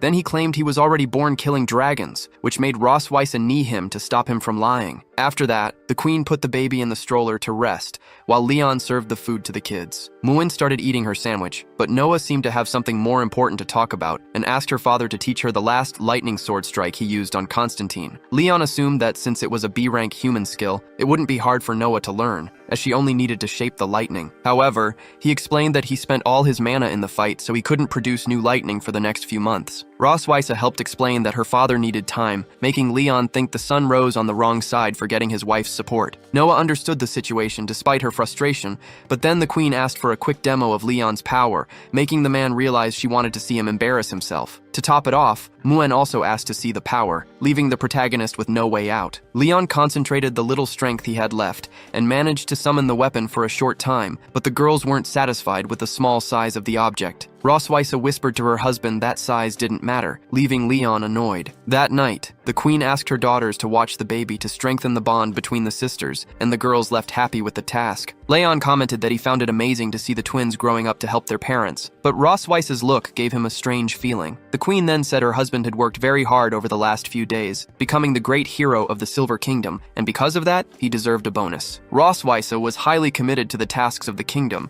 so Leon was responsible for taking care of Muen in every way. However, right when he woke up from his coma, the protagonist's goal was to find a way to escape with the child far away from the dragon mother. He wanted to give her the same education he received from his master, mostly because he couldn't wait to go back home. Muen interrupted her father's thoughts, asking him to tell her a story. Leon thought that since she was a hybrid, the girl should know the history of humans, but the little girl didn't like the idea. Muen repeated all the bad things her mother taught her about humans, which shocked the hero. Leon took a deep breath to hold back his anger at the queen and decided to talk about a side of humanity the girl didn't know, explaining that it was important to look at situations from different angles. Muen commented that she had never seen a human before, even though she was right in front of one who was proud of his race. Leon insisted on telling the stories because he thought it would make the girl's adaptation easier when he managed to escape, but the little one asked if there weren't dragons who liked peace. Leon replied that all dragons were wild, but the girl hit back by reminding him that her father had just said, "Everything has two sides." The response caught the protagonist off guard,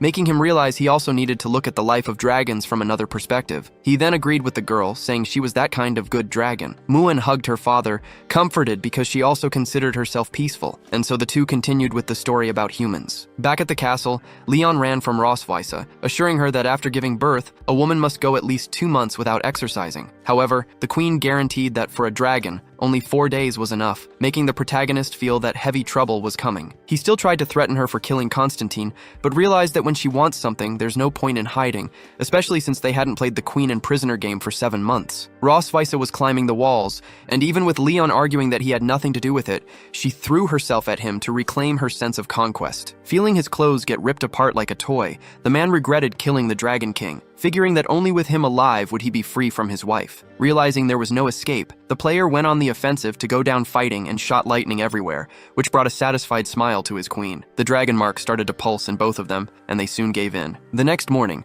Leon was sore from spending all the mana stored over the last few months. While he was in a bad mood, he saw his beautiful and radiant wife already awake, decided on changing her clothing style to a more mature one because of their third child. Since she didn't like her husband's lack of compliments, Roswitha threw herself on top of him expecting a better answer, threatening to let the youngest sleep more nights with her sisters. Quickly, Leon began to praise the stupendous and magnanimous beauty of his queen. Convinced, the woman told the man to get ready for the banquet that night, also ordering him to stay in shape because she didn't want a chubby husband watching dragon football. Leon didn't like the demands, and Roswitha asked if he knew why he hadn't been executed yet. The protagonist replied that she didn't have the courage, but to the Dragon Queen he would be her prisoner for his entire life. Leon did his exercises as ordered, dealing with high difficulty. After he completed 330 push-ups, the Dragon Queen got up from his back and decided to increase the challenge by activating a gravity magic, equivalent to carrying 3 times Ross's weight. Noticing the guy's struggle, she suggested he accept defeat if he didn't complete the 500 reps. Next, the queen lies down right under the hero,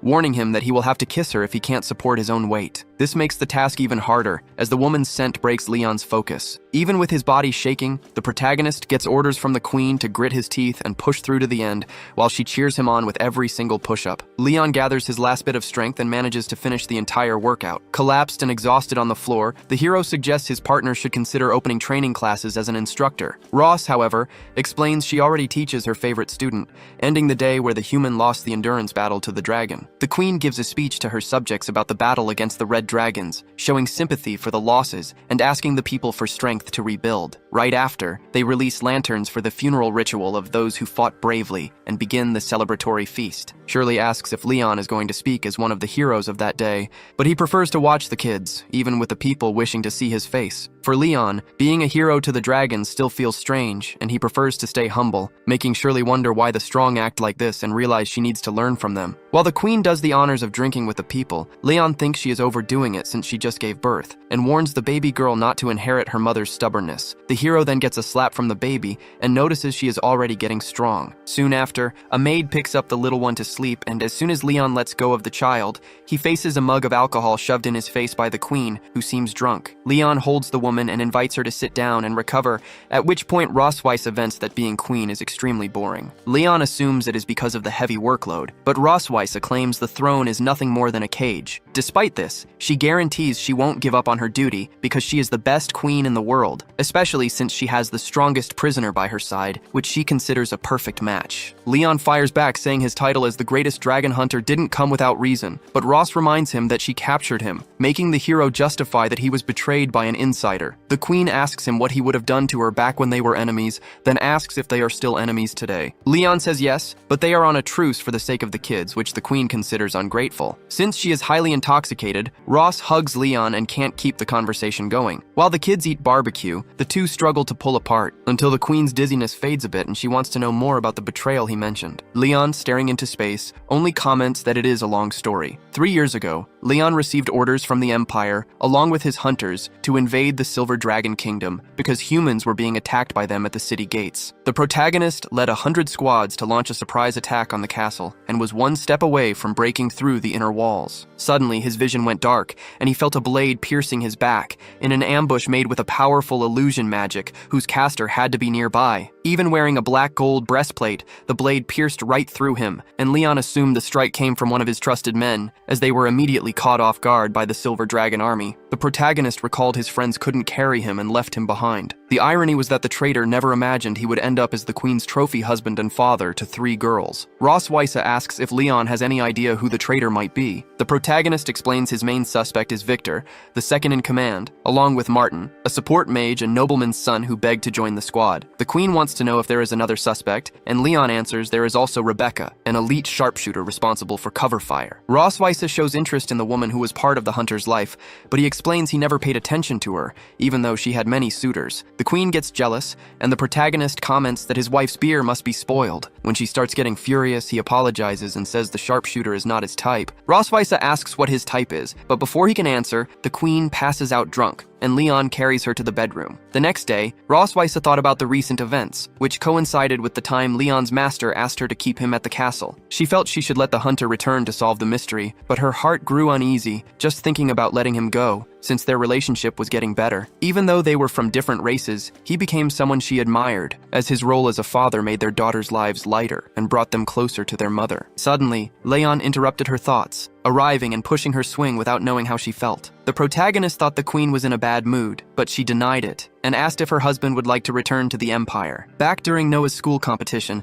Leon was very confident in Rosweiss's strategy. She found him very bold when he hugged her, but the young man promised it was to improve their performance in the activity, which made her give in and hold on to him tightly as well. As soon as the race started, a major shoving match began, and the commentator predicted there would be falls during the race, but the couple moved in perfect sync. When they reached the first banquet to recharge their energy, the rules required one partner to feed the other a bowl of noodles. Rosweiss had decided to feed Leon, and to go faster, she almost made him swallow the entire bowl. Because of this, the young man's cheeks ended up completely stuffed with food. While the queen found the situation funny, the commentator praised the scene as an example of how to feed a husband, and the judges were moved by the display of affection. Leon knew his wife was just getting revenge on him and thought about running away. However, the arrival of another competitor who seemed like a heavy eater made Rosweiss shove the rest of the noodles down Leon's throat to finish the task quickly. At this, the commentator compared the situation to a war scene, but one of the judges interpreted the act as proof of complete trust between the partners. In the end, the couple came out of the tent victorious,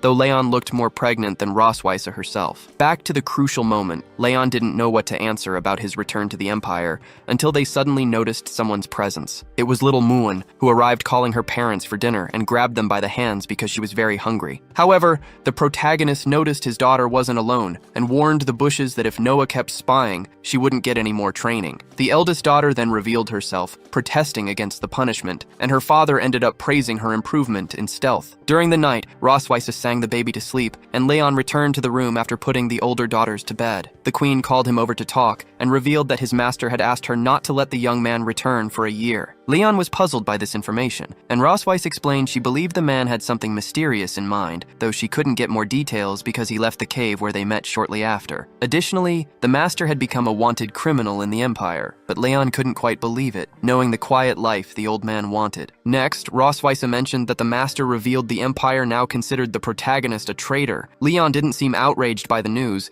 acting as if he already expected it. The queen confessed she hid this out of fear that he would leave, but she understood her husband had important people in his other home and that his old master needed him more than she and the kids did. Knowing the other tribes wouldn't be bold after the Dragon King's defeat, Leon looked at his wife and was honest about his decision. Rossweiss allowed her husband to leave that night, asking only that he hug the baby one last time. Leon approached the baby, asking her to take care of her sisters when she grew up, and left on the back of the transformed queen, who still praised him as the best father in the world. Meanwhile, Noah watched the departure from the window, wondering where her parents had gone. Finally, the couple reached the border of the human empire, where Leon was ready to see what would happen. The protagonist suggested the queen go back from there because he did not know what kind of danger he would face when he felt Rossweiss's hands wrapping around him. The queen buried her face in Leon's back without letting him turn around. Even with his promise that he would return after solving the problem, she did not want to raise her hopes, saying she did not need him for anything. Hearing this, the hero just apologized and they agreed to meet at that tree in 3 months if things were not resolved, with Leon guaranteeing that nothing would happen to him. Before leaving, the queen asked the protagonist to name their new daughter. Leon chose Aurora because she was born at dawn, and Rossweiss blessed the girl's name,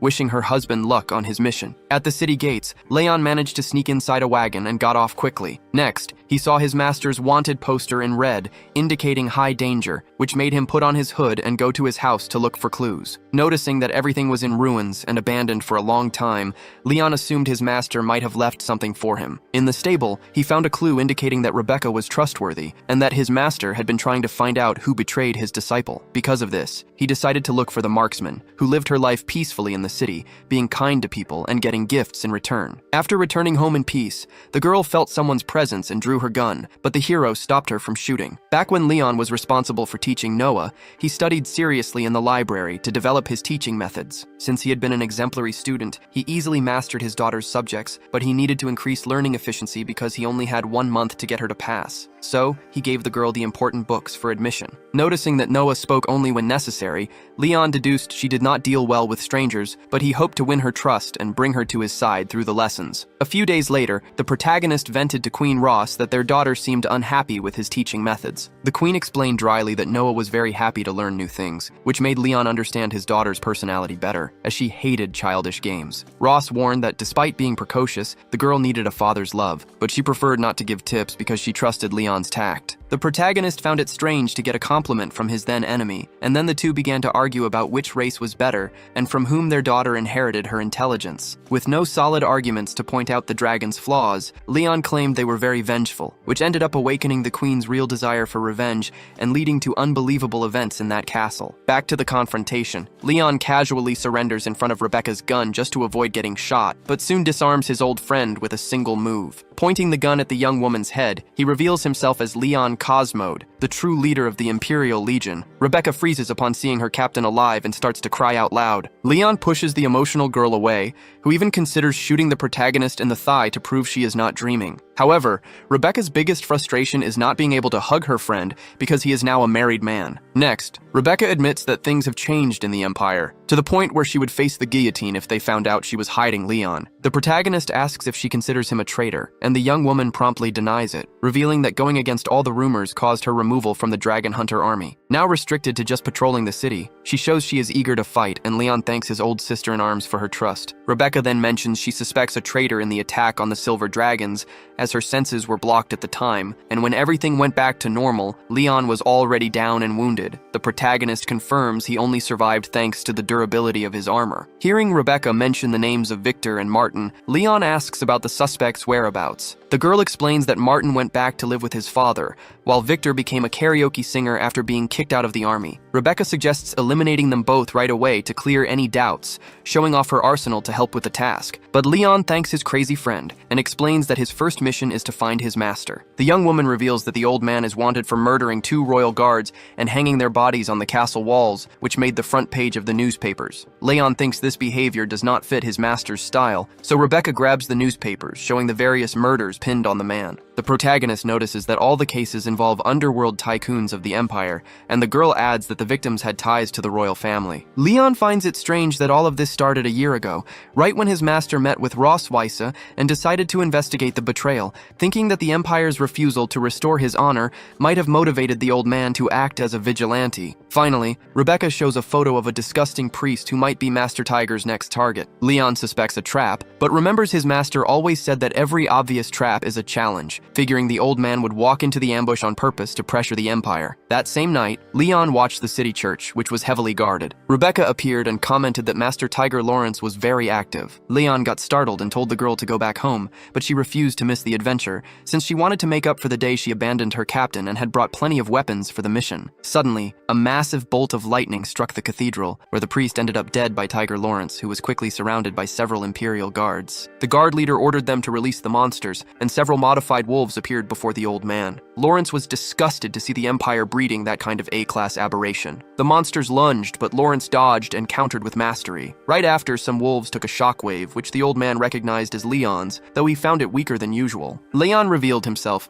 and complained about the lack of warmth after 3 years, but the master replied he already knew about his disciple's new life as a father. When Leon mentioned his new daughter, the old man got angry that his pupil was helping their enemies grow their armies. The guard captain recognized Leon Cosmode as a traitor and ordered his men to capture both of them. Master and disciple decided to handle the situation before talking and attacked the guards with lightning. The soldiers decided to release more monsters to hold the duo back. Leon considered it reckless to free beasts that could run wild and hurt civilians, but Tiger, already covered in lightning, stated the empire was no longer the same. The two started to run and found Rebecca driving a carriage to rescue them. Leon took the reins and told Rebecca to help the master fight off the monsters chasing them, making the girl excited to face the creatures once again. Before that, while the queen recovered from the blood curse, Leon took care of her under the cherry blossom trees, and she swore to get revenge on him once she was fully healed. Leon thanked the woman for her efforts, and she took the chance to insult his performance. However, Leon already had everything planned out and led Queen Rossweisse to a stream she liked to visit, even without a view of the palace. He held the woman's tail and promised she would have more special memories in that place, where the two got intimate by the riverbank under the moonlight. After that, Leon wanted to know if that was enough, but Rossweisse refused to back down. He then grabbed his travel itinerary, marked another spot for them to visit, and claimed he would use several marked locations to wear her out that night. Leon kept visiting the places with the female dragon, who still refused to admit defeat. After several rounds, she asked for a break to drink some water,